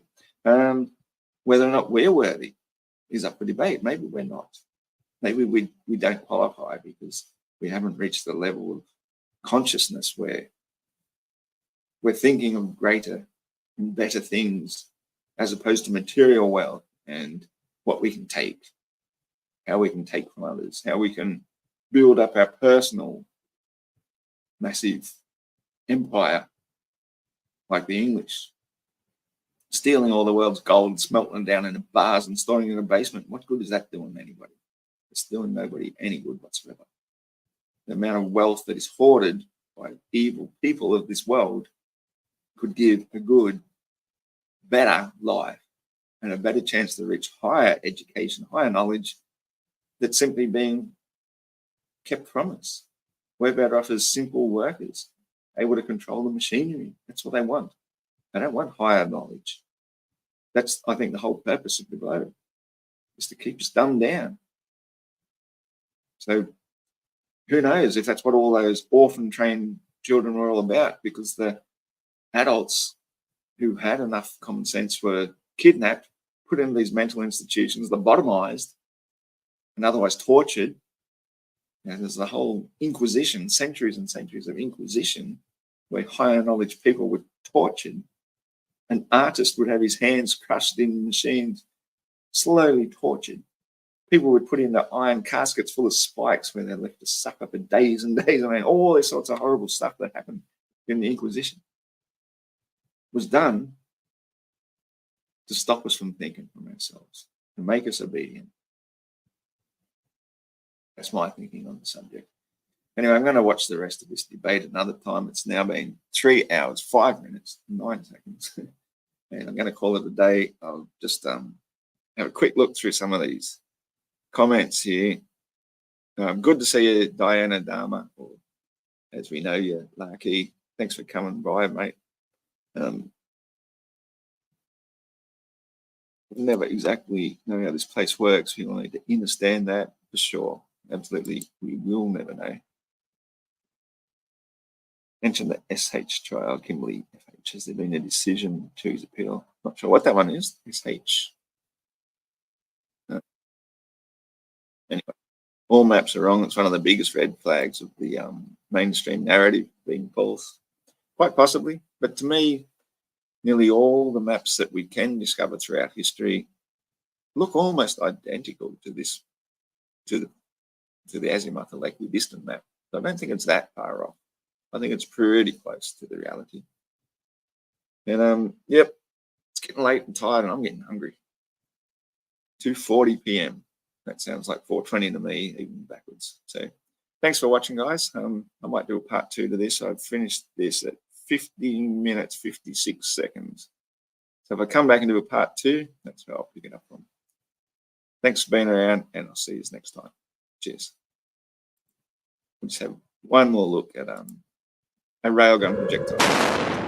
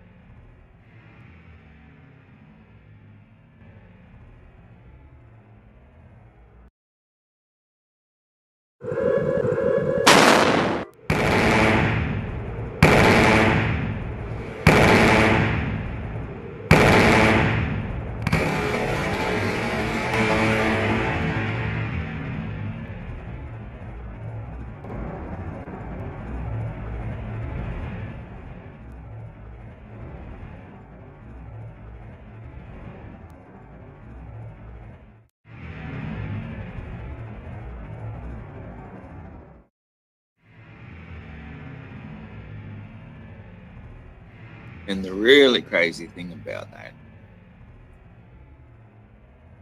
is that the helioists think that we're orbiting the sun 10 times faster than that projectile, and our atmosphere clings with us through a vacuum of space. To me, that just destroys heliocentrism, that they think we're going 10 times faster. You can't even see it. And what's worse is that's just our second slowest speed. The slowest one is 1.35 times the speed of sound, which is our axial rotation. While we're doing that, heliocentrism is insane. Get well soon. See you all next time.